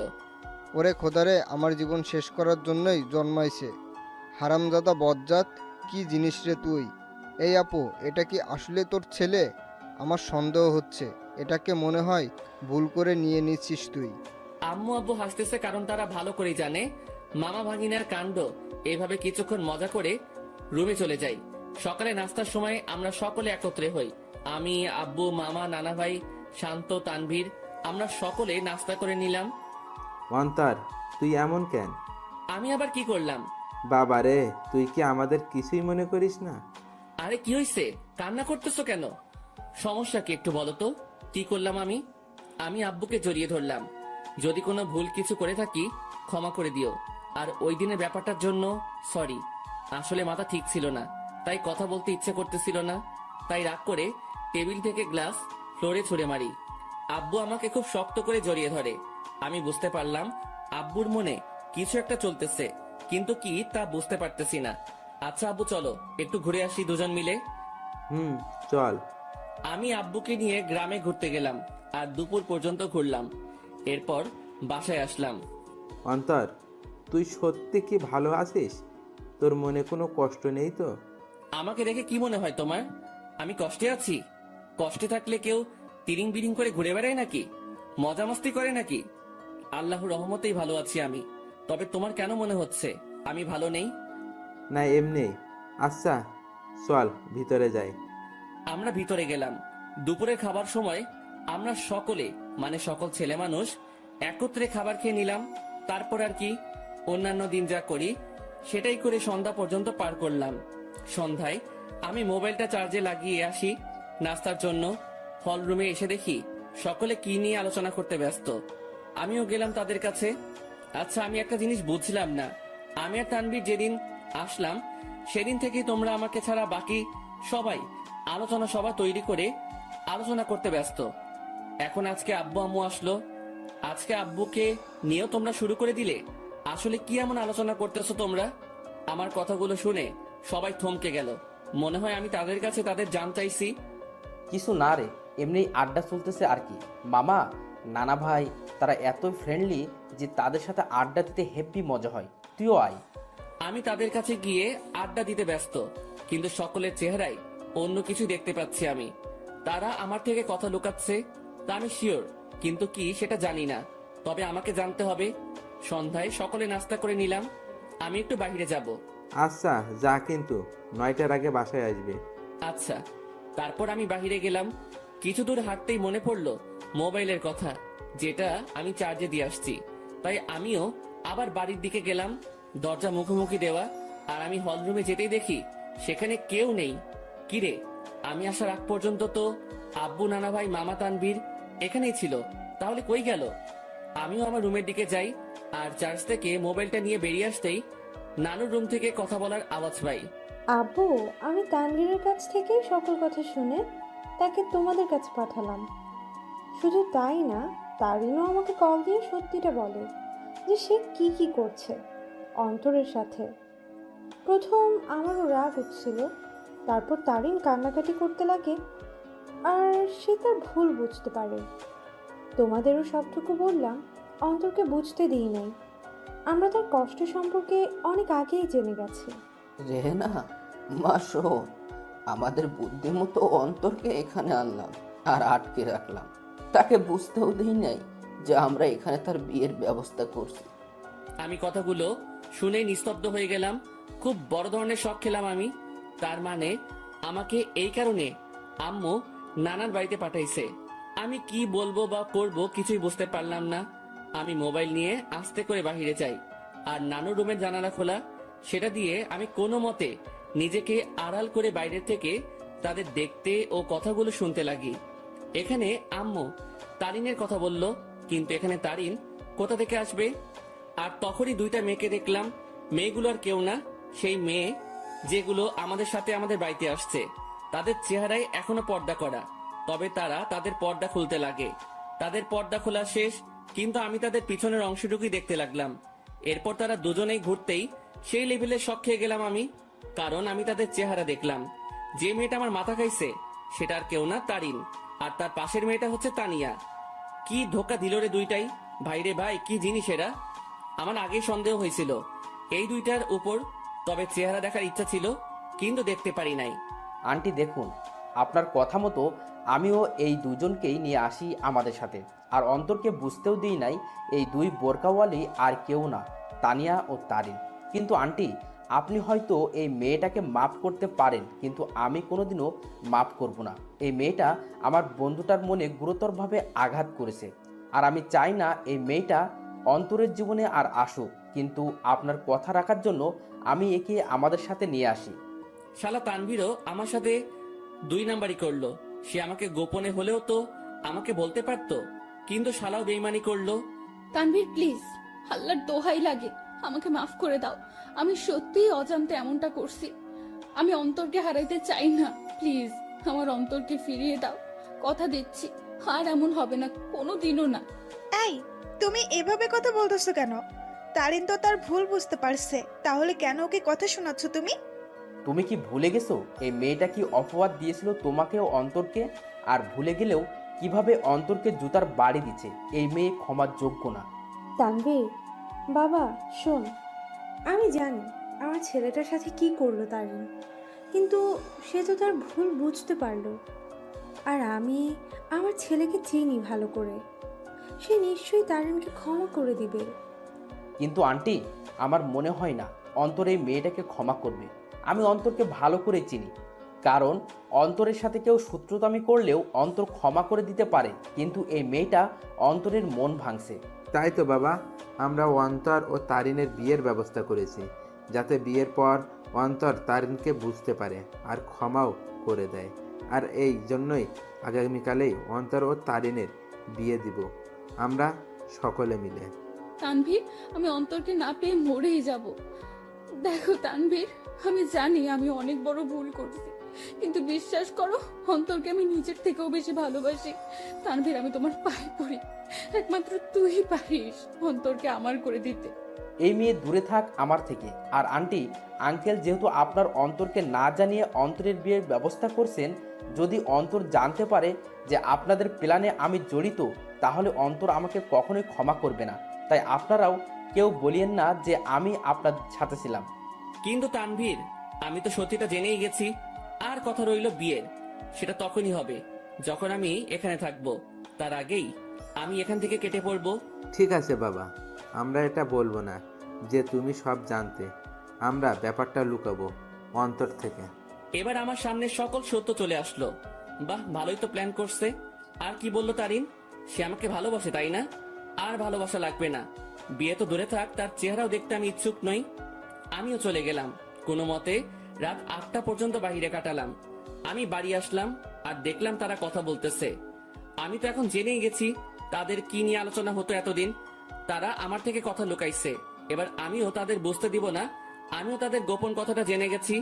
সকলে মিলে রাতের খাবারটা খেয়ে নিলাম। তবে আমি চুপচাপ ভাবে থাকি আর তাদের বুঝতে দেই না আমার মনে কি চলতেছে। আমি কারো সাথে কোনো কথা না বলে চলে যাই রুমে। কিরে, কি করিস?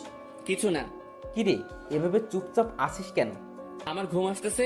By, good night. আমি কম্বলটা গায়ের উপর দিয়ে শুয়ে পড়ি। রাত প্রায় 12টা বাজে। তানভীর ঘুমায়, কিন্তু আমি ঘুমাইনি, কারণ আমি চলে যাব এখান থেকে। কাউকে বলেও যাব না। আমিও উঠে আমার ব্যাগ গুছিয়ে নিয়ে রেডি হয়ে আস্তে করে ব্যাগ নিয়ে রুম থেকে বেরিয়ে পড়ি আর আস্তে করে দরজা খুলে বাসার বাইরে চলে যাই। আমাদের বাড়ি থেকে বাস স্টেশন প্রায় হেঁটে গেলে 15 মিনিটের রাস্তা। আর আমিও ব্যাগ নিয়ে হাঁটতে লাগি। বাস স্টেশন প্রায় হেঁটে গেলে 15 মিনিটের রাস্তা আর আমিও ব্যাগ নিয়ে হাঁটতে লাগি। আমি কোনো মতে বাস স্টেশনে পৌঁছে যাই। সেখানে গিয়ে মামা তানভীরকে SMS করে দেই যে আমি চলে যাচ্ছি, আমার জন্য চিন্তা না করতে। ব্যাস, মেসেজ দিয়ে মোবাইলটা অফ করে দেই আর বাস স্টেশনে বসে আছি। আজ আমি আমার আপন মানুষগুলো থেকে দূরে চলে যাব, তবে জানি না কোথায় যাব আমি। তবে আপাতত আমি আমার এলাকার দিকেই যাব, এরপর না হয় অন্য কোনো কিছু ভাববো আমি। ভাগ্যক্রমে একটা বাস আসে আর আমি উঠে পড়ি।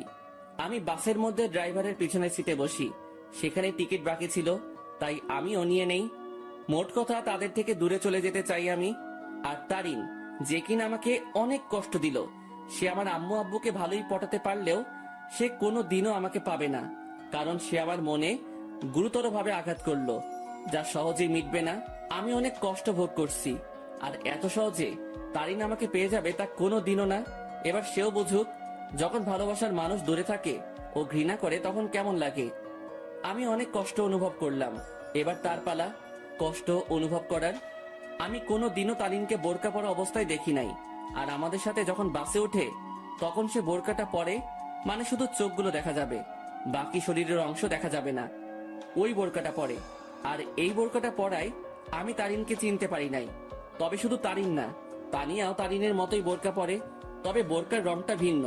তারিন পরছিল কালো আর তানিয়া পরছিল একটু নেভি ব্লু বোরকা। মেয়েটা ভালোই বুদ্ধি খাটাইছে, মানতেই হবে। সে আমার সামনে না এসে আম্মু আব্বুকে ভালোভাবেই পটাইছে ও তাদেরকে ভালোভাবেই আয়ত্ত করলো, কিন্তু কোনো লাভ হয়নি। কি করে ভাবলো এত সহজে আমাকে পেয়ে যাবে? আমাকে যতটুকু কষ্ট দিল তাকেও সেটা অনুভব করতে হবে। এরপর না হয় দেখা যাবে। প্রায় 2 ঘন্টা বাস চলতেছে, কিন্তু চোখে কোনো ঘুম নেই আমার। থাকবেই বা কি করে?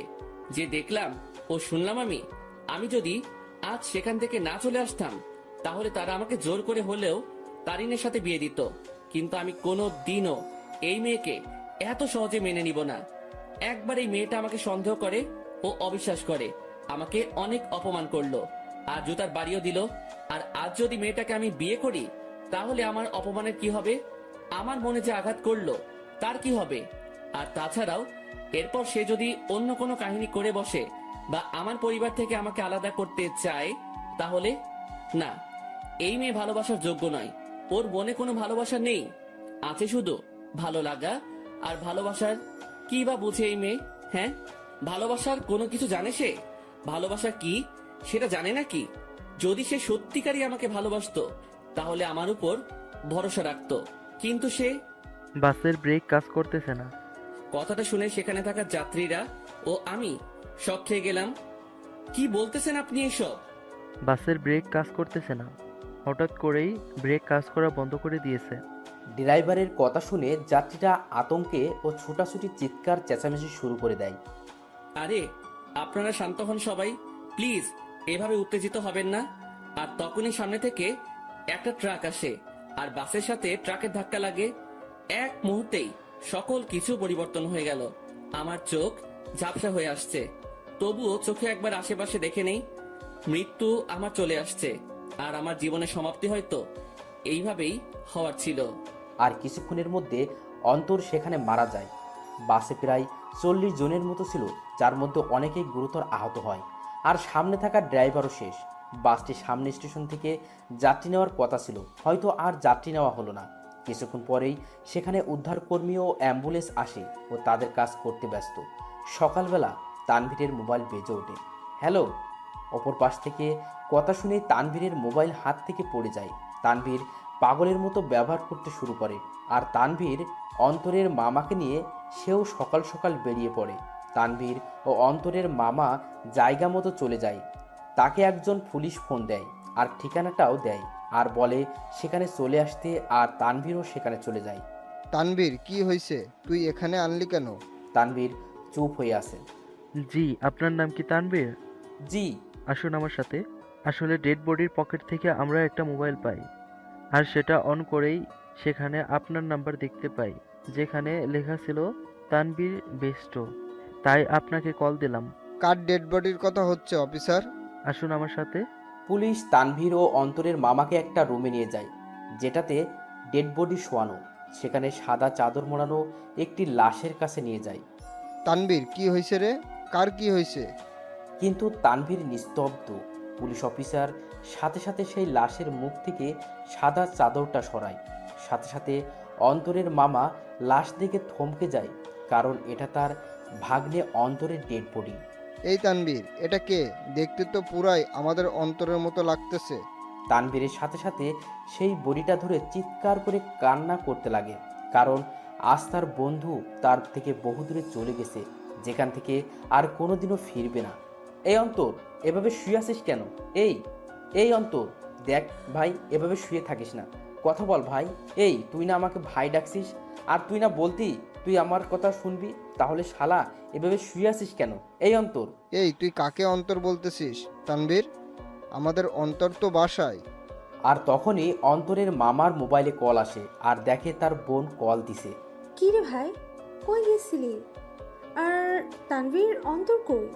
অন্তরের মামা এই কথাটা শুনে থমকে যায়, কারণ বলল অন্তর ওর বাড়িতে নেই। সাথে সাথে কল কেটে দেয় আর স্ক্রিনের দিকে তাকায়। সেখানে অন্তরের একটা মেসেজ দেখে। সেও সেটা দেখতে লাগে। সেখানে লেখা ছিল, মামা, আমি তোমাদের মনের গোপনের তথ্যটা জেনে গেছি, কিন্তু তোমরা আমার মনের অবস্থা জানো না। আপাতত আমি এই সব থেকে নিজেকে বিরত রাখতে চাই, কিন্তু বাড়িতে থাকলে আমি শিওর তোমার আমাকে বিয়ে দিয়েই ছাড়বা। তাই বাধ্য হয়ে আমাকে চলে যাইতেই হইতেছে। ভালো থাকিও আব্বু আম্মু, নানা ভাই, নানু, তানভীর, শান্তা, মামি আর তোমাদের বাসার সেই গেস্টগুলোর খেয়াল রাখিও, আর সাথে নিজেরও খেয়াল রাখিও, আর আমার জন্য দোয়া করিও। খোদা হাফেজ। তোমার জীবন তেনা তেনা কারি। অন্তর মেসেজটা দেখার সাথে সাথে সেও অন্তরের দেহটাকে ধরে কান্না করে দেয়। আপনারা একটা অ্যাম্বুলেন্স ভাড়া করে বাড়িতে নিয়ে যেতে পারেন। অন্তরের মামা একটা অ্যাম্বুলেন্স ভাড়া করে নেয় আর সেখানে অন্তরের দেহটাকে নিয়ে রওনা হয় তাদের বাড়ির দিকে। তাদের বাড়িতে পৌঁছালো। অন্তরের মামাকে দেখে অন্তরের আম্মু সেখানে তার ভাইয়ের কাছে যায়। কি রে ভাই, কই গেছিলি? আর তানভীর, অন্তর কই? কিন্তু তার ভাই চুপ হয়ে আছে। কি রে ভাই, কথা বলিস না কেন? আর আজকে তারিনের পরিবার আসতেছে, তাদের থাকার ব্যবস্থা কর। কি রে, কথা বলিস না কেন তুই?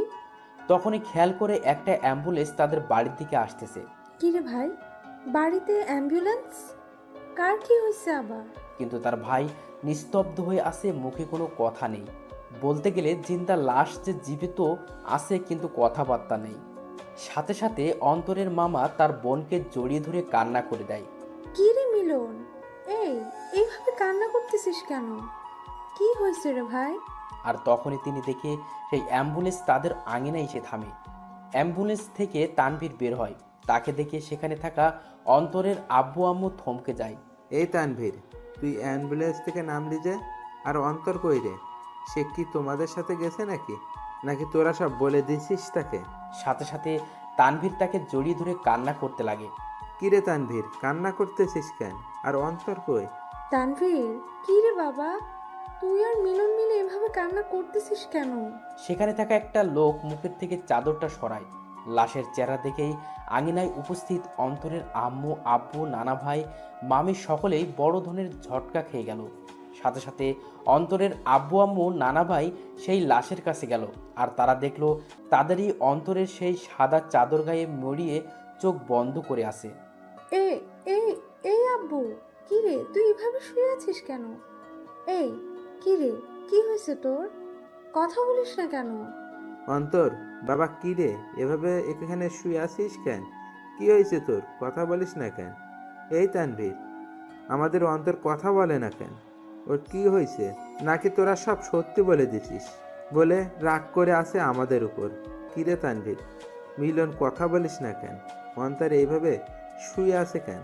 কিন্তু তানভীর আর তাদের মিলন মামা কান্না করেই যাচ্ছে। কাল রাতে বাস অ্যাক্সিডেন্টে উনি মারা যান। কি যাতা বলতেছেন এগুলো? আমার ছেলে বাড়ি ছিল, ও কি করে? নাকি ফাইজলামি করতেছে এই বেয়াদবটা? আমার রাগ উঠে গেছে, কিন্তু এইসব নিয়ে কি ফাইজলামি করিস অন্তর? এইসব কোনো মজা করার ব্যাপার? উঠ বলতেছে, না হলে কিন্তু একটা মারও মাটিতে পড়বে না। তারা অন্তরকে অনেকবার জাগানোর চেষ্টা করলো, কিন্তু অন্তর তো আর জাগবে না। সে চির নিদ্রায় চলে গেল, যেখান থেকে আর ফিরবে না কোনোদিনও। আব্বু, কথা বলিস না কেন তুই? একটিবার কথা বল বাবা। কি রে আব্বু, কথা বল না। সাথে সাথে অন্তরের বাবা মা দুজনেই অন্তরের দেহটাকে জড়িয়ে ধরে কান্না করে দিল। তারিন আর তানিয়া বাড়ি থেকে বের হয়ে দেখে বাড়ির আঙিনায় অনেক মানুষ। কি রে, এখানে এত মানুষ? বিয়ে তো ঘরোয়া পরিবেশে হবে বললো, তাহলে এত মানুষ আর কান্নাকাটির আওয়াজ পাচ্ছি কেন? চল তো দেখি কি হয়েছে। তারপর তানিয়া ও তারিন সেখানে গেল। কি রে, আন্টি এভাবে কান্না করতেছে কেন? কি হয়েছে? আঙ্কেলও কান্না করতেছে। কি হয়েছে রে? তারিন অন্তরের আম্মুর কাছে যায়। সেখানে গিয়ে যখনই অন্তরের আম্মুর কাঁধে হাত দিবে, তখন সে সেখানেই নিস্তব্ধ হয়ে যায়। তার মুখ দিয়ে আর কোনো কথা বেরোচ্ছে না। সেও সাথে সাথে সেখানে বসে পড়ে। আন্টি, অন্তর এভাবে শুয়ে আছে কেন? কি হয়েছে ওর? কিন্তু তারা সকলেই কান্না করেই যাচ্ছে। কি হলো আন্টি? অন্তর এভাবে শুয়ে আছে কেন? হাই অন্তর, তুমি এভাবে শুয়ে আছো কেন? কি হয়েছে তোমার? এইভাবে সাদা চাদর গায়ে কেন তোমার? হাই অন্তর, কথা বলো না কেন? আঙ্কেল আন্টি অন্তর এভাবে শুয়ে আছে কেন? কি হয়েছে?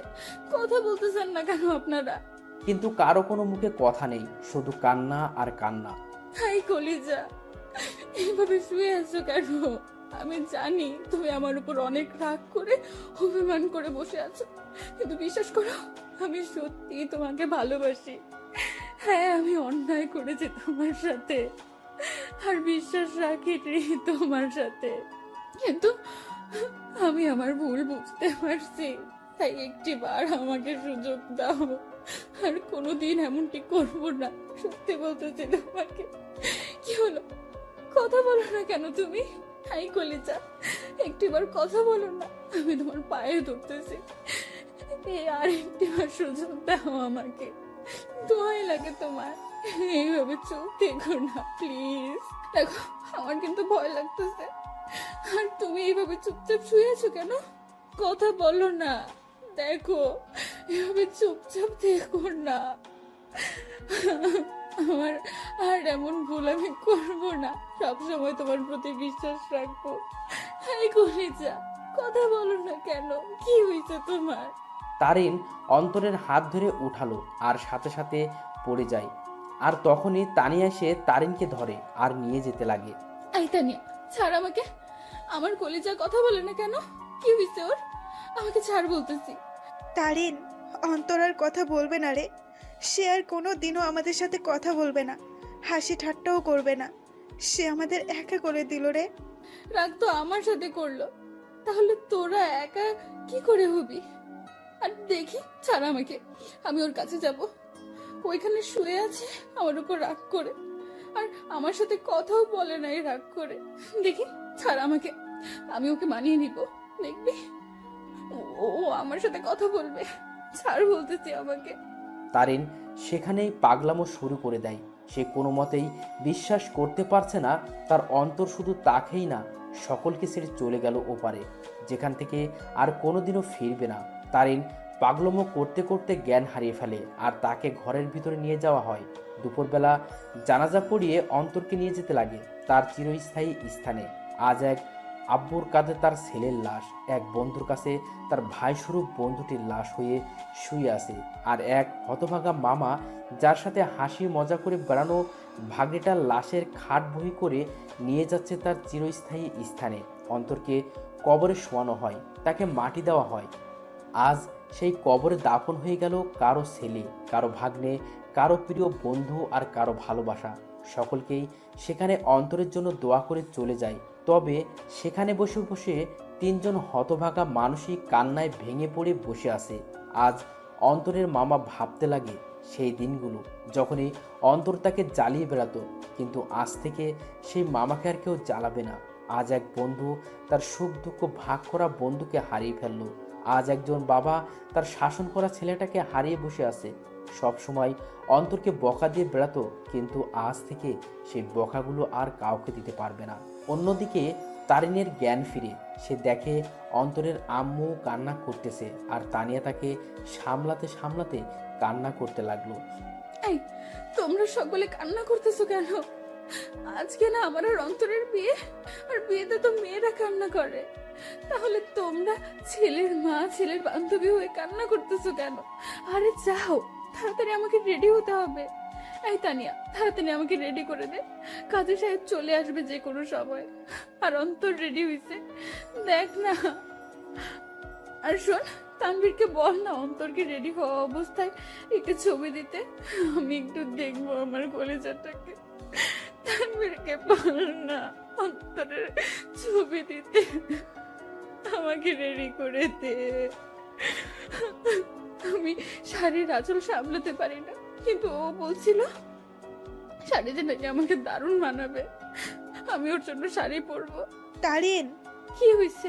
আর আন্টি, সরি আম্মু, একটু রেডি করে দাও না, কাজী সাহেব চলে আসবে তো, আমাকে আবার অন্তরকে মানাতে হবে।